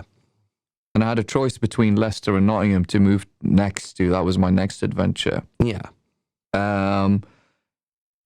Like when I was living in the Middle East, obviously we lived in the capital, so I lived in a really, my idea was that I don't want to move to London because I lived in a capital city. I don't want to live in another capital city. No. As much as I love traveling to London and I love going to London all the time, I really enjoy going down there. I just wanted it to be an escape. So I was like, Leicester or Nottingham. Yeah. I just felt at home at Nottingham. It was just instant, if that makes any sense. Does to me, because I've talked about it before. I love the place, hence why I'm doing a podcast. Oh, yeah. Wait, did you live all your life in Nottingham then? No. Okay. No, from down south. Really? Yeah, Henley-on-Thames. I've never heard of that, but okay. Yeah, posh little town. it must be if it's got like a dash in the name. Yeah. Oh, Henley-on-T, darling. Oh, Henley-on-T. Yeah, no, moved up to Mansfield Woodhouse. And nice, okay. Nice? You've been serious. You ought to go there sometime. I've been to Mansfield Woodhouse. It's more nice as you moved. Yeah, no, I moved, and then I moved to Ollerton, and then I moved to here. Well, moved to Beeston, then moved here in Baseford. So, nice, okay. Yeah. I strongly encourage people to move. No, I do too. Get out of your box. Exactly. Yeah, keep saying that. I love saying that expression, get out your box. I mean, from a Scrabble point of view, I did actually move from the Middle East to the East Midlands. Yeah. So all I did was just change words around. So if this was like a virtual reality, I think the gamer in control has just put a cheat in or something. Yeah. But no, fair enough. No, I feel comfortable in Nottingham. No, that's cool. Okay, then, seeing as you've been here for a little while, do you want to tell us a story or myth or something locally interesting that people might not know? Something locally interesting. I don't know much about local history, man. But before I moved to Nottingham, it was known as quite a violent little place. Yeah. I think that's worth remembering. I think it's sometimes talking about the good all the time is bad, and sometimes it's worth remembering the bad times as well. I think before I moved to Nottingham was quite a violent place. Yeah. Whether it was like the knife crime or the gun crime that was quite prevalent in Nottingham. I mean, there was some horrific stories about stuff that was happening in Nottingham. And it's worth just remembering that people in charge, people like in the city, just basically decided we've had enough, and it's one of the safest. Apparently, it's one of the safest cities in the UK now. So I didn't know that. That's definitely interesting. Yeah. So there was a lot of gun crime in Nottingham. I didn't know about that. Yeah. But they've managed to get it to a point and control it to a point where it's, I think they won a few awards for, I think it's like the Burble badge for nights out. Yeah. Obviously bad things happen from time to time. This is just nature of things. But it's worth mentioning and remembering that at one point we weren't as good as we would as a city that we need to be. Yeah. And we need to keep on top of it. I completely agree with that, and I'm glad you've said that, because when I asked the question just then, and I've asked it, what's this? Probably the 10th time. Okay. right? When I asked it just then, my head just actually span, and I thought, I really hope one day I'm going to get someone on and say, what do you love and enjoy about living in Notts? And they go, I don't. I would love for that to actually happen. Someone to say, well, I'm just here. This is what I do. I can't say that I really like Notts. And I'll be like, cool, that's your opinion. I'm quite happy with that. Can I change my answer? No, you fucking Okay, then, what is your favourite part of Notts or Nottinghamshire? My home. That's a cheesy question. No, such a cheesy answer. No, I do love city side. I do love like Hockley with all the different little bits, interesting little bits on there. Hockley's amazing. Yeah, I mean, there's so much history in Nottingham, anyways. But I think my favourite place is the River Trent. Walking on the River Trent. Going from one side where the courthouse is, or where the tax offices are, and the navigation in. Yeah. I just love sitting outside. I'm getting goosebumps thinking about it. Just love sitting outside the navigation in the summer and watching all the boats. 'Cause living in the Middle East, I never got that experience. No. And I know I've soaked up 15 years worth of it, or 16 years worth of watching boats on rivers, but I never get bored of it. That's really good. And just walking up from that part and finding your way all the way up to West Bridgeford and the cricket grounds and that area of Nottingham, just that's one of my favourite places. I just want to say as well, that footbridge, the suspension footbridge, I don't know what it's called. I'm going to put it in the show notes. Okay, yeah. But that suspension footbridge, I think is beautiful. I went to watch the fireworks last year. Yeah. And we basically stood next to it whilst obviously all the fireworks and everything went off. And I just looked up and went, bloody hell, there's a footbridge there. Was that the one next to West Bridgeford? Is that what you... The one along the walk. I think I know which one you mean. Yeah. You know, as you're walking along and suddenly there's all the concrete steps down. Yes. Just before that. Where they hold the fun fair and all that. I can't think what it's called. I know where you mean, man. I can't think what it's called. That suspension footbridge is so beautiful. Yes. Yeah. I'm glad someone hasn't said Sherwood Forest this week. Really? Is that what people say? Sherwood Forest? Everyone's like Sherwood Forest, Robin Hood. Is it just because it's a dogging site or something? No, it's beautiful. Doggies. Fair enough. Didn't know that, but okay. We're not saying it isn't. And I'm not giving details for that in the show notes. No, actually, I need to just remind people it's a family place, so please don't do anything on there that will compromise that. Let's just, let kids enjoy. Absolutely, let families enjoy it. Yeah. Right. What is your most treasured musical object? Most treasured musical object. It's a really difficult question to answer. There's so many. I don't know, man. All right, let's try a different question. Yeah. If you were going to be put on a desert island and you had to take one musical thing with you, what would it be? I bet you're going to go, I still can't do that. Yeah, I can't. You just don't let me choose, man. Okay, don't have to. I think it'll have to be my LTD Eclipse that I owned when I first moved to England. Oh, right, and that's guitar. That's the guitar, yeah. So that's my one of my two main guitars. I've had that guitar for 10 years now, or 10, 11 years. It's a workhorse. It's got every single scratch on there. I know what happened to it, and every time I pick it up, I'm just home.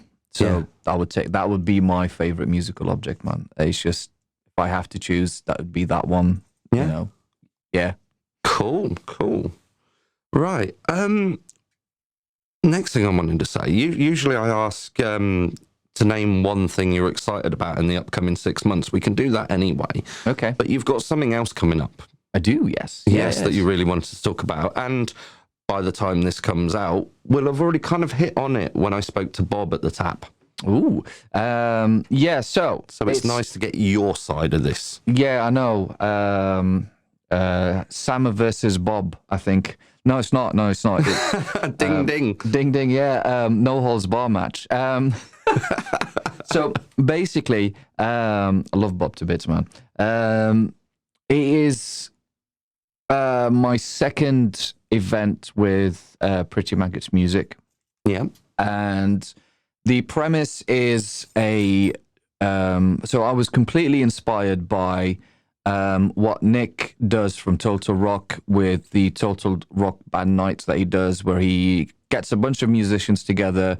They play an album, for example, or they play because I was involved in a Halloween one where we played a genre of music. Yeah. So we played a lot of horror rock. Yeah. And I absolutely loved it. I got to put face paint on. I've got to play songs by Marilyn Manson and Rob Zombie, and Rammstein as well, and all these great songs. And I absolutely loved it. And it sparked me and it inspired me. So thank you, Nick, for letting me be part of that. And thank you for inspiring me to do this bit, which is a jam night. Okay. So the premise of the jam night at the Tap. So we are going to be doing one. It's going to be the start of everything. So I've talked to Bob and he said okay, let's try it out. Let's see how it works. Yeah. So the premise is I've got a house band together with a few favorite singers of mine, a few favorite musicians of mine. We're playing a set. So the set that we've chosen is involved around early 2000s rock. Yeah. With 119 songs thrown in there. We'll talk about that in a second. But so once we finished jamming through these songs and playing, obviously we're going to do these songs justice. But the premise is it's a jam night. Then we're opening up the floor for anybody else that wants to come up and jam. Oh, cool. So there's going to be a drum kit there. There's going to be a bass cab there. If you want to play a little bit of bass. There's going to be a guitar amp there if you want to come and play guitar. If you know a couple of people that you want to jam with and you want to bring them along, bring them along. If you want to play on your own with an acoustic guitar, you can. If you are a singer-songwriter and you just want somebody to play guitar with you on the night, you can. Interesting. We've got Ben from Harkin playing bass. Yeah, I know Ben. Hopefully I'm going to get him on the podcast soon. Oh, dude. Immense musician, man. Really nice guy. Very, very nice guy, but also just seeping talent. Yeah. Bastard. He said he's going to bring his bass on the night, and if anybody wants a bass player while they're playing music, is more than happy to join in and just play ad hoc while they're playing. That's awesome. It's not an acoustic night. It's not a whatever, I mean, let's say, for example, you're a band and you want to play some songs and you don't have an outlet and you wanted to try some songs out. Come down to the jam night and do that. Do you know what? When I was talking with Bob, I didn't even think of it in that aspect, that a band could actually just turn up and do a song. Yeah. You could do 3 songs if you wanted to. I like that. I like that a lot. That's fuck. Right. That's a good idea. Okay, so you're a band and you want to audition someone. Yeah. You want to put them on the spot. Yeah. Play on the night, man. Yeah. Just bring your instruments along and just play on the night. Anything. I just want this to be an anything could happen sort of night. I want not just an acoustic night. I just want. I want the amplified sound, and I want this, and I want that, and and I want this to be a success. So please come down and support that sort of night. Support your friends if they're coming down to play. Support us. Is Martin going to do a box solo? A box solo? Yeah, he plays that Cajun box. Is it Cajun? Cajon. Cajon. Yeah, that's the one. Yeah, no. He was playing it one night, and I was like, Martin, box solo. I'm going to hold him to it. I think Martin's coming down. I don't know what he's doing. I think he's playing on the night as well, but I can't really speak for him. But yeah, so I've got on drums, I've got Steve from Incinerary and Line of Fire. Yeah. And I've also got Ben, as we said, from Harkin. Hopefully we can have Jack come down from Evil Scarecrow as well. He's interested in playing. Oh, good. So I'm hoping he's going to come down as well. But obviously with touring commitments and everything like that, it's just, obviously Evil Scarecrow's his gig. Well, exactly. That's why I'm actually keep speaking to him, and it's a bit of a struggle to get him to nail him down for a time at the moment. But he said he's definitely going to come and chat on the podcast. Actually, what I did the other night is I spoke to him at the same time as I spoke to Sam Woods from Red Rum. Okay. So the two of them heard at the same time. So I might be getting the two of them on just to do a fucking a laugh.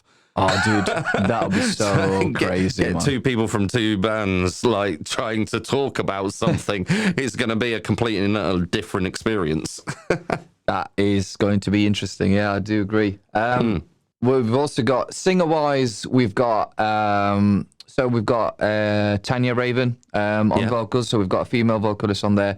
Why should I say female vocal? We've got a vocalist on there. Yeah, don't assume genre. Gender. Well, no. Well, keep saying genre. Anyway. No, it's more like why you never say male vocalist, do you? You never say male drummer. But I'm trying to get my tongue twist out of that. So. Like I introduced Steve, for example, but I never said male drummer Steve from Incinerary. You don't. Yeah. Why should I attach female to some? Anyway, so Tanya. Norwegian guinea pig drummer.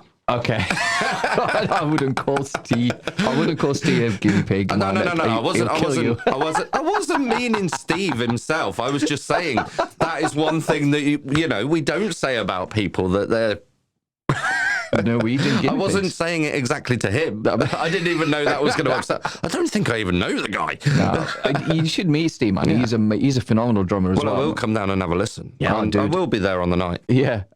So we've got Tanya doing vocals as well. She's doing the first part. Then we've got Paul from Patriot Rebel. Yep. He's doing some songs, and then we're ending the night with female vocalist. Sorry, Paul. So I do know Paul. Yeah, we all know Paul. So I don't mind winding him up. And we've also got the surprise of the night, and I'm so happy you agreed to do this. We've got Ryan from Spiritus. Oh, right, cool. Doing a selection of songs. Now, he's not just doing new metal stuff. There's a selection of songs that he's doing on there, like a wide range of stuff. But I'm so happy to have Ryan from Spiritus on the night. Oh, that's really cool. Just doing his vocal stuff, man. He's a great vocalist as well. So, nice mixture of stuff. We're going to see what happens on the night. I'm playing guitar, so sorry.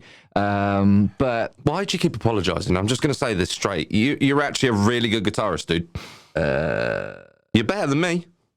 Well, you'll see in a bit anyway. All right. Yeah.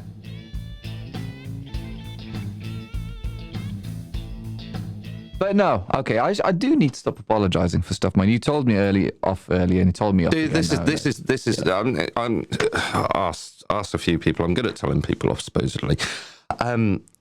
This year, I've making it a mission to stop saying sorry, because I'd stand there and I'd say sorry for so much stuff that actually I'm not sorry for.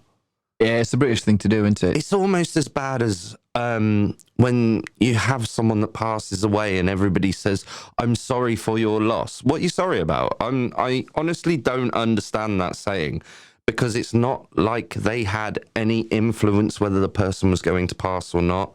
Yeah. It's something I don't get, and I don't know whether that's my autism that doesn't understand it, okay, or whether it's one of these things that they don't feel they can say anything else. Okay. And I love saying to people, not sorry for your loss, but I'm like, how you doing? Is there anything I can do? Or like saying, think about the good times. Think about the times that you enjoyed with the person, and think about, something better to say than using a blanket phrase because you can't think of anything else. Okay. That's my approach on it. And I might be wrong, and someone's probably, and you can always put comments on the Facebook page and I will read them out if you disagree. Okay. I didn't realize you're on the autistic spectrum. Yeah, no one really does, but I've spent so much of my life, I was late diagnosed. Okay, yeah. I spent so much of my life having to work out coping mechanisms. So I've worked out so many coping mechanisms that, because I didn't know it was a thing, I had to get on with it. But I spent a lot of my life being so angry and so fed up at so many people because I was doing stuff and people were having a go at me, or they were just not talking to me. They were unfriending me because I was doing stuff that wasn't considered normal. And it wasn't that I was doing it on purpose. I just naturally work that way. Yeah. It's like the time I worked in a pub and someone said to the manager said to me, "Can you go clean the toilets?" So I went into the toilets. I cleaned the toilets. They were the cleanest toilets you've ever seen. I didn't do the floor. I didn't do the sinks. I didn't do the mirrors. And then he called me into the office the next day and said, "Are you taking me for a flipping idiot?" And I was like, "What?" He said, "You didn't clean the toilets last night." I said, "I did clean the toilets and there was bleach in them." He went, "Don't be freaking stupid with me. I meant everything within the bathrooms." I was like, "Why didn't you just say that?" Yeah, okay. I take it so literally, like everything I take so literally, and I have to stand there and really, really try and understand people. Right, okay, I can see, yeah. Because yeah, a lot of people say what they think, not what they mean. Yeah, okay, I can see, yeah. All right, fair enough, man. Yeah. Well, I'm glad you don't wear that as a badge on your sleeve. If I don't mind me saying so right now. I'm glad that it's not the first thing that you said to me. Of course not. Do you know when sometimes you meet people and they just give you a list of what's wrong with them, and it's like, can I not just have a list of diagnosis? Can I just have a person? If I gave a list of what's wrong with me, you'd ask me how I cope for one, but then like all of my, and I hate using the word disabilities, but all of my disabilities live with me. Yeah, absolutely. I don't live with them. Yeah. So, but it's like I'd rather concentrate on knowing the person as a person rather than a list of things. Yeah. And I think a lot of people, well, not a lot, some people that I've met just focus on that side of things rather than going, here's me as a package, take it or leave it. And I'd rather... Well, exactly. And this is what I'm saying earlier about this whole look after you thing. Yeah. Because everyone's going to have an opinion. Of course, man. And it's not their opinion that's going to make you happy. Yeah. It's whether your opinion about yourself is good enough. So hard. Yeah. No, it's so hard. But it is true. It's hard to do. Yeah, it's true, though. But I, like I said earlier, I started my life again in 2013. And I honestly love myself now. I can't wait to cut the sides off my beard, but it's too cold at the moment, so I'm not going to do that. But no, I honestly 100% wouldn't change a thing about myself. Yeah, it Apart takes from have more money. Well, you know, but it don't bring happiness. Nothing brings happiness. Of course not. It arrives naturally. I think that's what I've learned. But going back to this jam thing. Okay. Yeah. We went on a complete and a massive tangent then. We are, aren't we? I'm enjoying this. I like this. So this is what I want about this podcast. But going back to that, I think that is a great idea. Like we've been talking. Yeah. Everywhere's got an open mic night, and I think a lot of people are struggling with them now, struggling to attend them, struggling to understand them. I know the Sal is doing one on a Sunday, which is working very well because it's on a different night. But open mic nights back in the, let's say, early 2000s, mid 2000s. Okay. Right, were a really big thing from what I saw. They really were, because everyone started doing them, everyone started getting involved. Mm-hmm. So for you to come out with the concept of let's just take this up a level and we'll do like an open jam, well, as you called it, the jam night. Yep. Right? It's like an open mic night, but with electric guitars and people and kits, and it's not just some singer-songwriter getting up there and... I mean... I'm guessing you can still do that. Yeah, absolutely, man. If you want to be like a one person with an acoustic guitar, please do it. I think it's just more about let's get more people involved. Let's do something different. Like I was saying, like I was inspired by what Nick did with his Total Rock band nights. Yeah. Somebody was telling me a story about something similar, like a similar night in LA. A few months ago, and I was like, well, this is a great idea. I'm going to steal that. But also, there are jam nights that are happening up and down the country. Yeah. with different premises, different things, different genre. Some of them are genre specific. This one isn't. So the first one, I just wanted it to do like a 2000 sort of thing for the house bands. Yeah. And I'm already planning the next one.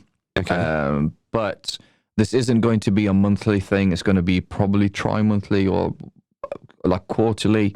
Yeah. Okay. Because I don't want to saturate people. I don't want to saturate the night. As much as I would want to play every month or every week or anything like that with a band, I just want to keep it fresh. So the idea is, the premise is like, once I've talked to Bob, do the first one, see how it goes. We'll promote it, see how many people come down. Yeah. And I'm hoping it's going to be a success, because I want to put more, because I've already been talking to certain people about the next theme. Okay. And I've gotten a lot of people excited about doing the next theme, and I really want to do it, but I just want to make sure the first one is a massive success first. Yeah, it's a really good way of looking at it. And have you got the date for that yet? 21st of February. 21st of February. It's a Thursday night, to school night. Now I don't know whether this podcast is going to be out then. That's fine, man. What's this? We're on the 1st of February now, so 2 weeks, 14. No, it's probably not. That's fine. I might have a think about that, because I might put you in front of Bob. I know we've been talking about Bob's thing, but I might put Bob after you. Yeah, well, whenever one. Let me have a think on that one. I'll get back to you on that one. Everyone's going to hear this and go, he's nuts. It's what happens, man. You know. I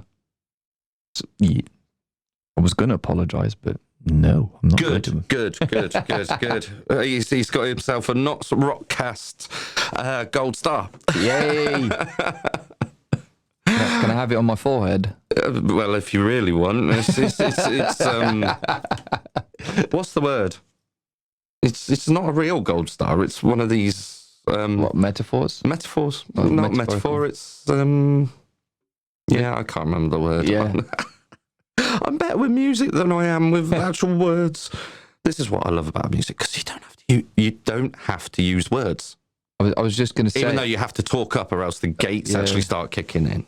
That's why my voice just went. Yeah. Well, actually, you're saying that you're not very good with words, but you do run a podcast, so you must know something about it. I just chat shit. Clearly, that's what we've been doing all day, man. So clearly, we're both good at that. Yeah, most definitely do. Right. Okay. Name your most influential band or artist. Oh, right. I know you talked about a few earlier, but let's have one that would define you.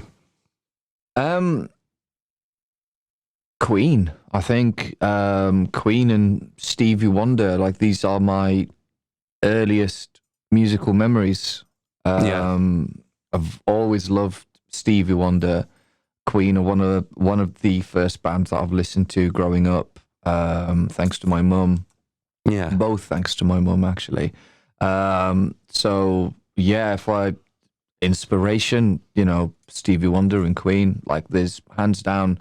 I mean, I know like Queen are becoming really popular again now, which is really great. But yeah, my earliest musical memories, man, like just growing up as a kid in the 80s when I was about 5, like hearing It's a Kind of Magic for the very first time. That was my earliest musical memories. Yeah. That song, still to this day, it brings back so many memories, man. And when you listen to it again now and you hear the musicianship, like obviously as a musician, I listen back to it and you listen to the musicianship, the creativity, the production levels, and all the other stuff that doesn't really matter when you hear music for the first time. It's still fresh. It's still an amazing song to listen to. Yeah, he's certainly been an influence for a lot of people. You're not the first person to say Queen is the major one. Yeah. And it's so understandable, because everybody's come up with a different song. Yeah, absolutely, man. And I'm sure there's going to be many more people that are going to say Queen, but they're all going to use a different song. Yeah. But for me, it was It's a Kind of Magic. I mean, the reason why I'm so close to my nan, for example, right before she passed away, and still I'm close to her in memory. What she used to do, she used to come to visit us in the Middle East, And we're talking about the time where you used to have VHS tapes. Oh, yeah. And what she used to do, she used to record stuff for us. Yeah. So she used to record things like later on, obviously, she used to record like Brian Connolly, for example, you know. Oh, yeah. What is it? It's a squirrel or something. Used to say, what was catchphrase? Oh, it's a puppet. Yeah, that's the one. So wiggling his ears. yeah.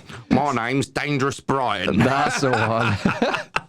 So she used to record like these sort of shows for us. Yeah.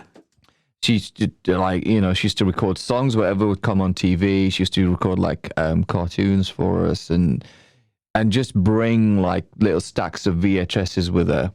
Oh, that's really cool. It was amazing. Do you know what I mean? Yeah. Like a TV film that she thinks we would enjoy, she would record it for us. And obviously she, you know, she was a pioneer pirater. You know, she was, you know, if anything, she was Napster before Napster. That's really cool. I didn't really think of it in that way. That's cool. But she was, man. Yeah. You know, luckily, like, copyright police never caught her. But anyway, right. But she used to bring all these stuff for us, man. And like one of the things that she brought with her was Queen, It's a Kind of Magic recorded. Yeah. As a music video. Oh, cool. And I remember I'm trying listening. to think what that looks.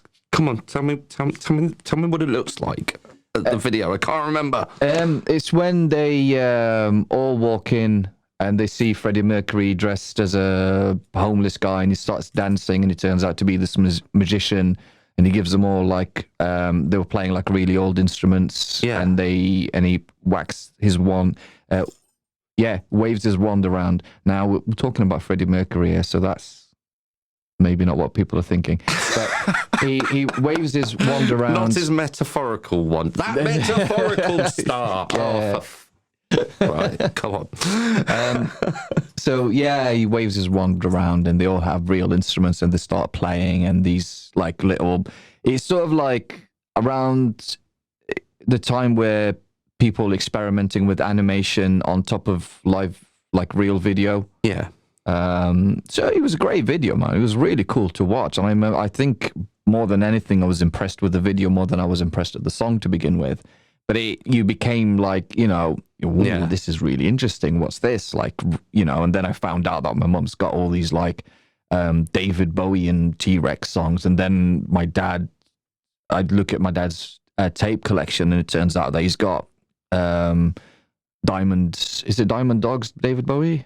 I wouldn't know. I'm not the biggest Bowie fan. Yeah, so Bowie. Sorry. So he's got like it turns out that my dad's got some Black Sabbath and like all these kind of like rock bands and country bands and like all these tapes, and me and my brother would take them apart and listen to them and go like, wow, like whoa, what's going on here?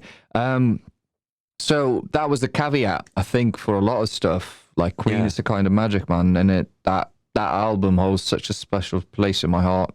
Oh, that's really cool. Because later on, we figured out what the album was, and I asked my nan to, because what she used to do as well, later on as we grew older and became more teenagers, me and my brother, we'd ask for albums, and my nan being my nan, she's not really into, so my brother was really into his, because me and my brother would want to be, we were quite close in age, so we would want to be as different from each other as possible. So I went down the rock and metal route, and my brother went down the Britpop sort of route, and like Oasis and stuff like that. So my nan, bless her, she wasn't into any of that. Being my nan, she's a proper nan. No, that's cool. Does she make shreddies? No. Did she knit? I think she knitted. No. But I think a proper nan has to disagree with your lifestyle, but still love you all the time. You know, while telling you. I completely agree with that. My gran, bless her, she's broke her hip on Christmas Day. Oh, bless. Yeah. So she's still trying to recover from it. After I finish this podcast, I'm actually going to go and call her. Yeah. And if I don't, I've just told the whole of them that I'm going to, so I best do. Yeah, you best do. Yeah. But no, she she doesn't understand my lifestyle. Yeah, She still remembers me as a little kid. of course, man. Yeah, And like you said earlier, you shouldn't have your favourites, but it's clear cut. I'm her favourite. yeah. But yeah, she doesn't understand my lifestyle, but she's never stopped me. Exactly. Same for my granddad. He doesn't understand my lifestyle, and he's never stopped me. So it's. He keeps telling me to get him a haircut.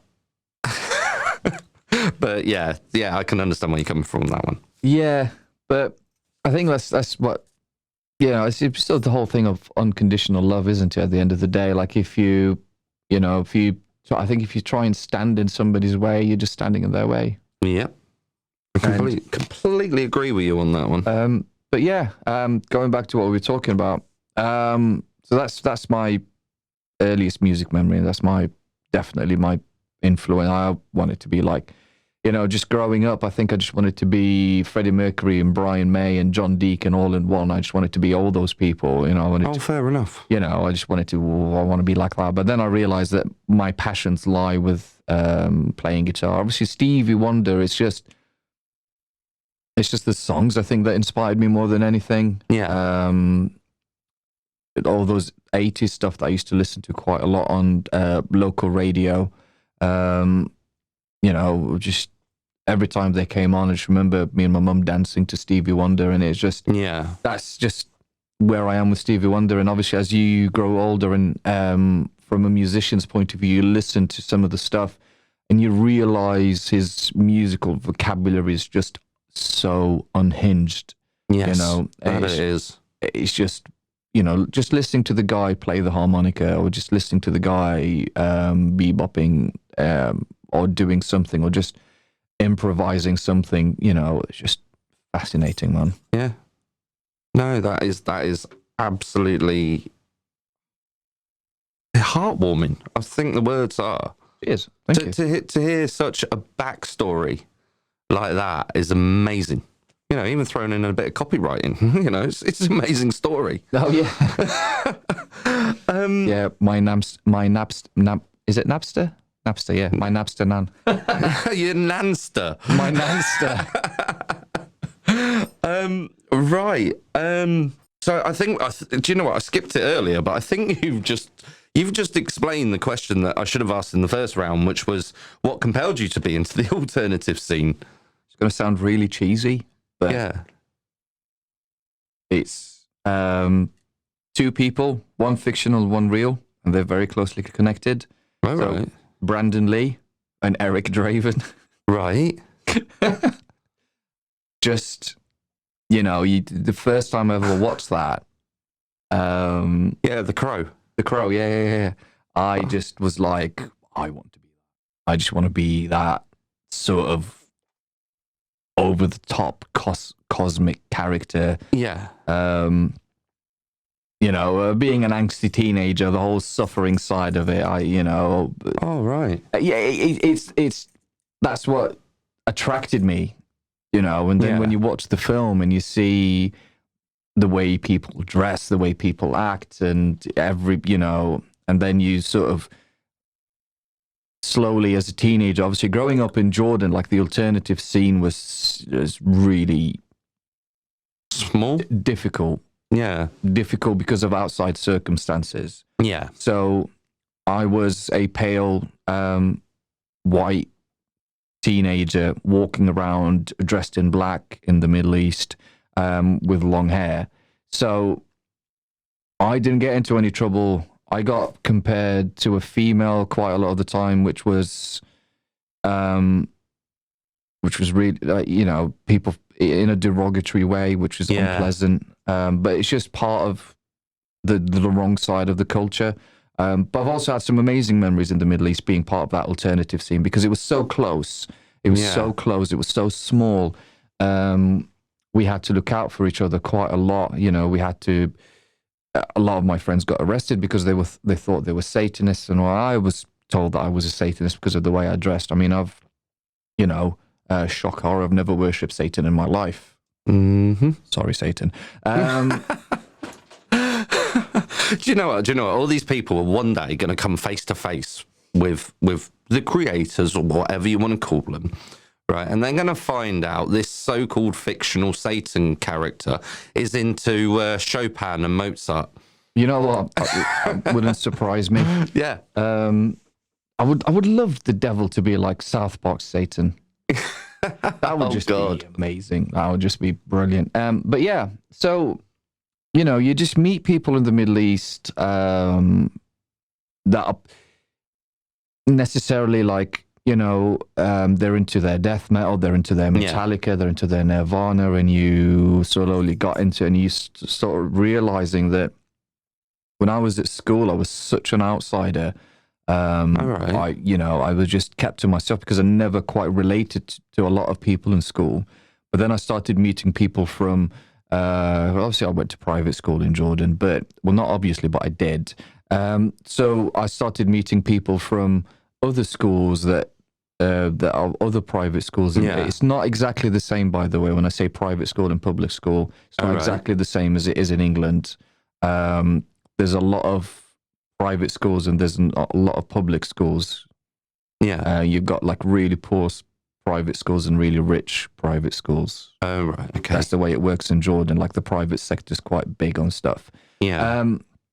So you'd meet people, like, so I just started meeting with people, and I started meeting people that are having the same interests as me, and that's what made me realize I'm part of an alternative scene. Yeah. So when I moved to England, obviously I had to just sort that out. You know, where's your rock bars, where's your rock bands, where's your live music, where's your musicians, and when just wanted to be part of that so much, man. Yeah. You know, like, well, actually, some of my friends that showed me a lot of the ropes growing up in Jordan, you know, they introduced me to bands like Anathema, Marilyn Manson, Cradle of Filth, all those kind of stuff, man. I you know, you need, back in the day when we were growing up, you sort of need, I'm sure it's still the same now, but you needed more of people introducing you to stuff. Yeah. Especially when in the Middle East, a lot of stuff are banned, for example, I mean, come on, imagine listening to Cradle of Filth in the Middle East.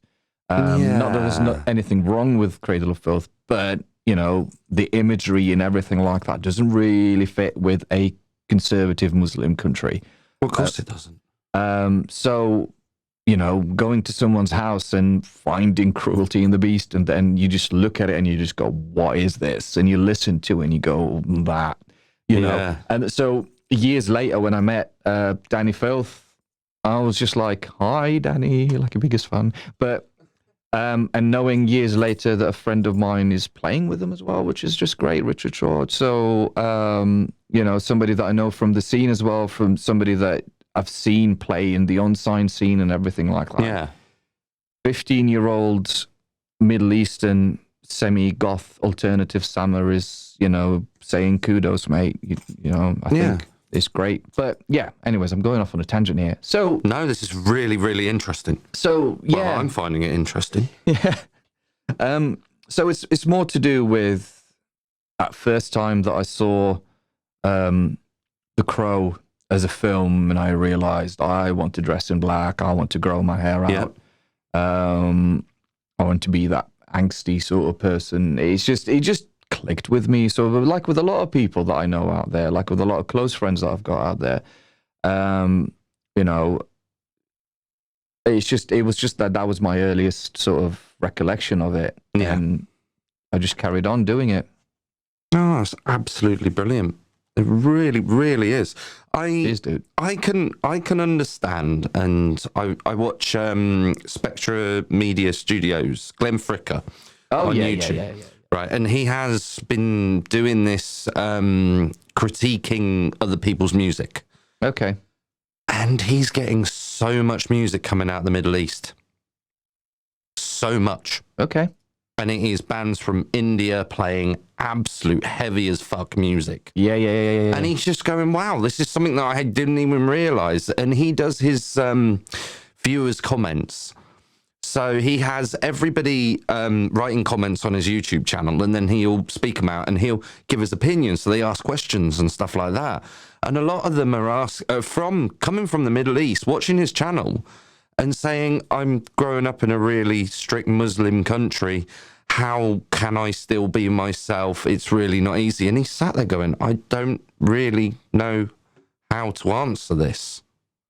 So hearing it from someone personally is a really interesting thing to like get my head around.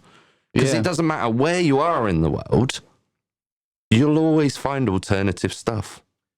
Absolutely, mate. And you've just got, I mean, obviously there's different parameters to deal with. You know, like you still have your naysayers in England. Like, for example, we were stood outside the cell once with a few friends of ours. Yeah. All of us dressed alternatively, like the way we always dress. And I had some just big box of mayo being thrown at me and somebody shouting, "You goth." Oh, wow. So every now and again it does happen.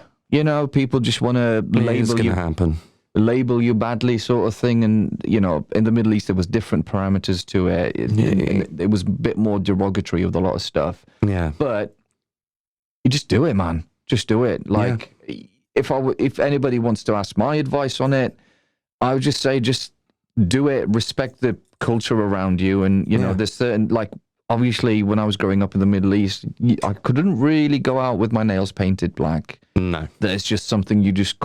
When I was growing up there, just something you can't do. And I really hope that, you know, now that I live in England, I do it on a regular basis. Yeah. Sorry I didn't paint my nails for you today, man. No, that's all right. That's all right. But I can do it more in England, and I'm more comfortable with that side of my character. But I really hope that kids growing up in the Middle East now are just going, well, let's just do it. You know, tattooing is becoming a bit more of a regular feature in the Middle East. Sorry, I need to stop you for 2 seconds. I've just forgotten to do something. Go on then. There you go. Sorry about that. That's all right. I think it's just do it, man. That's you know, it took, like, for example, like the people that introduced me to a lot of stuff in the Middle East, I introduced to a lot of music as well. Yeah. And we fed each other off, that sort of thing. We inspired each other. And 3 of them now play in a band together. The band's called Bilocate. Yeah. And they toured Germany, they toured Turkey, they toured all over Europe, man. They've released a couple of they've released, I think, 2 albums so far, and both are great albums. Sort of like doom metal, really good. Doom metal sort of stuff. Yeah. They actually supported Catatonia in United Arab Emirates when Catatonia played in the United Arab Emirates. Oh, wow. So and that's Catatonia with a K. That's Catatonia with a K, yeah, please. Because she gives me road rage. Oh, cheesy. Yeah, I know, right? No, that's really cool. But yeah, so whoever you want to be, whoever you think you are, because just be that person at that moment in time, and just remember that things change, your outlook on life changes, your mentality might change, and the last thing that you want is to look back and go, well, I wish I was a bit more of a goth. If you think you just want to be an emo kid or goth kid or whatever is happening nowadays, just be that. Yeah. If that changes in the future, just let it change, man. No, I completely agree with that. So I am actually going to ask you the last question now. Sad times. Sad times, I know. But I will get you back for more podcasts. Don't you worry about that. We'll give it a few months and I'll get you back in and we'll chat again. Cool. Yeah. Because I think you've got lots more to say and I'll have lots more questions. Oh, yes. And we can talk about how everything's gone. But this is the biggest question I like to ask is, in your opinion, what makes the Notts alternative scene great? The people. Can it be just that simple? I think. Yeah, it can be. Because if it weren't for the people, it won't be a scene. So exactly. Everything. I mean, I think we've got the right petri dish of things happening that make it so good. Yeah. We've got the music scene that's absolutely brilliant. You've got the places to go, like the Tap and the Sal and all the other places, like Bodega Rescue Rooms, blah, blah, blah, blah, blah, the Maze. all of these. Sorry, Foreman's as well. Yeah. Oh, I love Foreman's.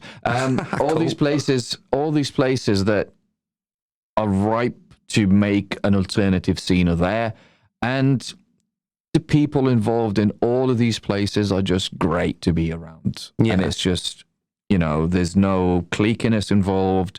There's none of that happening, and it's just brilliant, man. So it's not as philosophical or whatever, but to me, it's just the people involved, and I love every single individual that I meet out and know as a friend.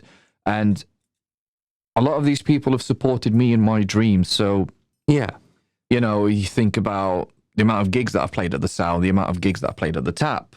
Yeah.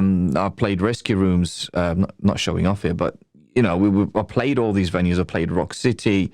You should do if you've played them. You should. Yeah, but it's more to do with I've played these venues, and if it weren't for the people involved with these venues behind the scenes of going, yeah, all right, you could play these venues with whatever project you're doing. Brilliant. Thank you for putting me on. And then if it weren't for the people in the scene that are my friends that have just gone, do you want to come to this gig? And they're like, okay. So they've come and they've made the gigs a success for these people, promoters behind the scene, to say like, okay, you could play again and again and again and again. And always welcomed me back with open arms in whatever musical project I was involved in. So the people just make it what it is, man. No, I completely agree with that. And Jason Weston also said exactly the same thing. It's the people. Yeah. It honestly, yeah, you can't have a scene without people, can you? And hence why I'm doing this side of it, because I can't seem to see anyone else that's doing it. Yeah. I did the other night when I was at Metal to the Masses start speaking with the guy who does the Nottingham Rocks website. And me and him are going to be talking soon as well. Is that so Nick? I think it's Nick. I've got Nick. his card somewhere. Nick Alexander, isn't it? Yeah, I think so. Yeah. He's up at the Tap. He was not the Tap. He was at the Maze for the Metal to the Masses. Yeah, because he also works with Total Rock Radio. Nick is you and him would get along, man. You've got exactly the same. We did. We just like when I was telling him about it, and he was telling me about his thing. We both I just went, look, I've been saying I can't find anything else with ease. Yeah, because I know there's probably something there, and I'm going to upset someone. I don't want to upset someone. I want to work with people. But see, that's the thing. I mean, it's not. I am not in a competition with any. I think one of my friends said this once. I am not in a competition with anyone. You know what I mean? I'm just on my own path, and I want to meet people that are the same. I want to support people that are on the same path, and I want to be with people on the same path. And it's exactly the same for you. Like, that's what I was saying, like you and Nick would get along, and you said you want to work with people, and it's just brilliant. That's what I want to hear. That's what makes a scene. People, how you get along and not forcing yourself to get along, but finding a way to get along and wanting to get along and wanting to work together. When I started doing my promoting stuff, Bill Core kindly messaged me and said, have you got any dates? Because I don't want to clash with your dates. Amazing. And you know what I mean? And it's just, that's what it's all about. That's been talked about so much, and to actually hear it in person. Yeah. That another promoter's got in contact with a promoter and made sure the dates don't clash. Yeah. And sometimes they do. Unfortunately, the podcast that went out yesterday, Simon Mitchell had a bit of an issue with clashing of dates. One was his own fault because he didn't find out when the Goose Fair was on. Oh, yeah. But another band clashed with his No Hate Festival this year. Last year's. Yeah. Which was a bit of a shame for him. Well, I think it's, like Simon. Simon is one of those promoters as well, man, that you just look up to, man, because what he did with No Hate was just absolutely phenomenal. Like I played the first one. Yeah. And I actually played in two bands for that one, because I played in Firebomb and I played in Beacon Lane. And the chance like that, I played 2 gigs on a brilliant stage at a brilliant festival like that was just amazing.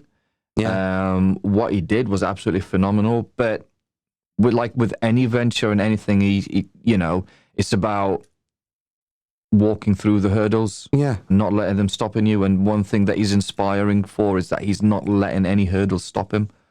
Do you know what? You said you hadn't even listened to his podcast. Yeah. Just listen to it. Fucking hell. I will do, man. You actually, you sin straight through the guy and he explains all about that. And it's a little more shocking than what you've just said. Okay. But he still got up and did it. Yeah. That's why I wanted him on. Yeah. We'll work through it. Yeah. We'll support him, man. And that's what we need to do. So. And as I said, and I'm going to keep harping on about it, if anyone's got anything, anyone wants to come and talk, anyone wants some help, anybody wants a bit of promotion, get in contact with me. I'm going to try my hardest. I looked at the stats the other day, and there has been 8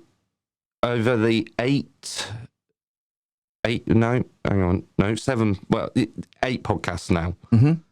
But there's been well over 500 listens already. Wow, that's really good, man. I didn't think it'd even get to that at the moment, but that's quite a lot, in my opinion. Yeah. This is for me. I just didn't know how this was going to pan out. It could have been worse. It could have been better. It could have been static. But like I said to you earlier, I'm struggling to do the social media side of things at the moment. So I am going to get better at it.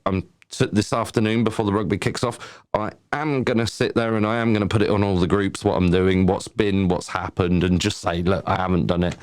But I'm not going to say sorry. I've had a relatively busy period recently. Yeah. But this year, like I said, I'm not going to say sorry, but I am going to get up off my arse and do more. Yeah, well, that's what it's all about, man. Yeah. Social media doesn't take a lot, but it takes time. Yeah, it does take time, and time's a precious thing. And for people that are really, really going like, why should I post all the time? Why should I do this? Why should I do that? Because it's a medium, it's available to you, and you've got to make the most of it. You know, there are people out there that are making money off Instagram, YouTube, that allows them to be self-employed and self-sufficient, from Facebook as well. You know, it is a medium, it's an awkward medium, and it's something that you have to do. But you want to reach people? Do you want to, everything is now done through social media, and it's not going away. If people are waiting for the fall of Facebook, it's not going to happen. It's not, because they've learned from MySpace. MySpace is still going, by the way. Like, all these platforms are here to stay. What happens? I did read a message the other day. Google Plus, they're not doing it anymore. Well, Google Plus, it's not been their priority. They just can't compete. You know what I mean? Like, they've got other platforms that are a lot better, and I struggled with Google Plus because it wasn't really user friendly. Nah, not one bit. So there's other platforms that do it a lot better, and Google have got YouTube, man. I mean, just focus on that. Focus on making that like a social network, which they are doing at the moment. So they are allowing people to do posts and pictures and stuff. Yeah. For creators. So yeah, just use it, man. Just do it. Anyways. I will. I'll consider myself to hold off now, the way you've just said that. Do it. And you got one back on me now. Get yourself on Instagram as well, man. I have to pick up my tablet. I have to use it. The app's on there. I just haven't done it yet. Yeah, I'm going to do it more often. I'm slowly posting pictures of me turning up to places and attending things. That's all it takes, man. I know it's cheesy. I mean, when I get my iPhone, I'm using technology as an excuse. So when I get my iPhone, but I'm going to get an iPhone soon. Yeah. Simple fact is the apps on it are much better. Okay. In my opinion, they work. It's not going to get bogged down.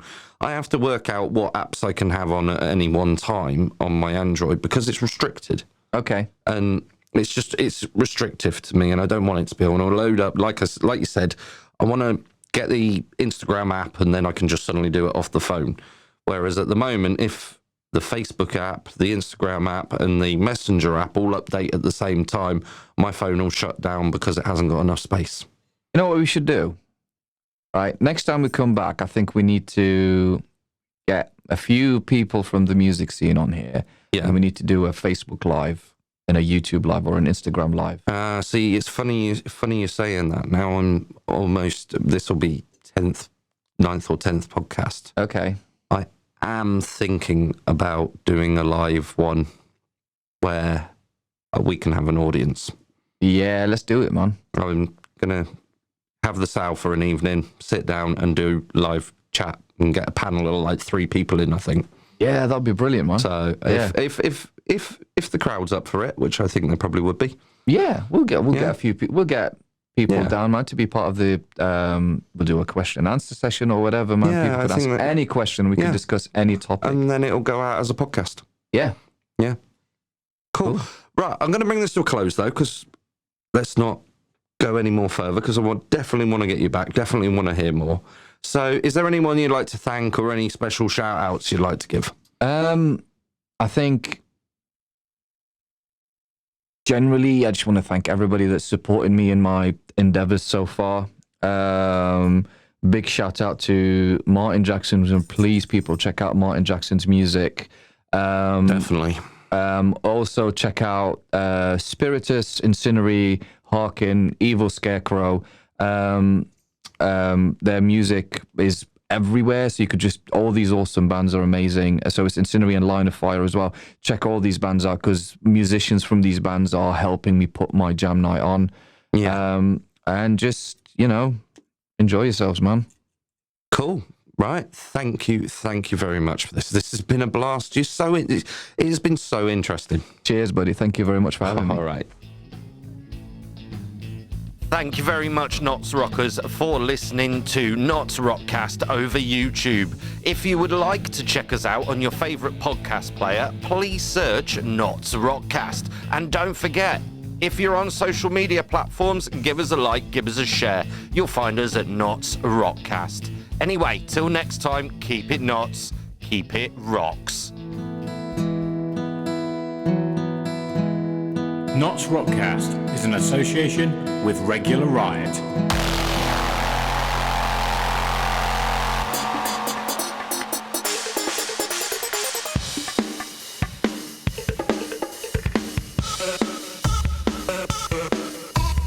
Welcome to NottsRockCast, the Notts Alternative Scene podcast.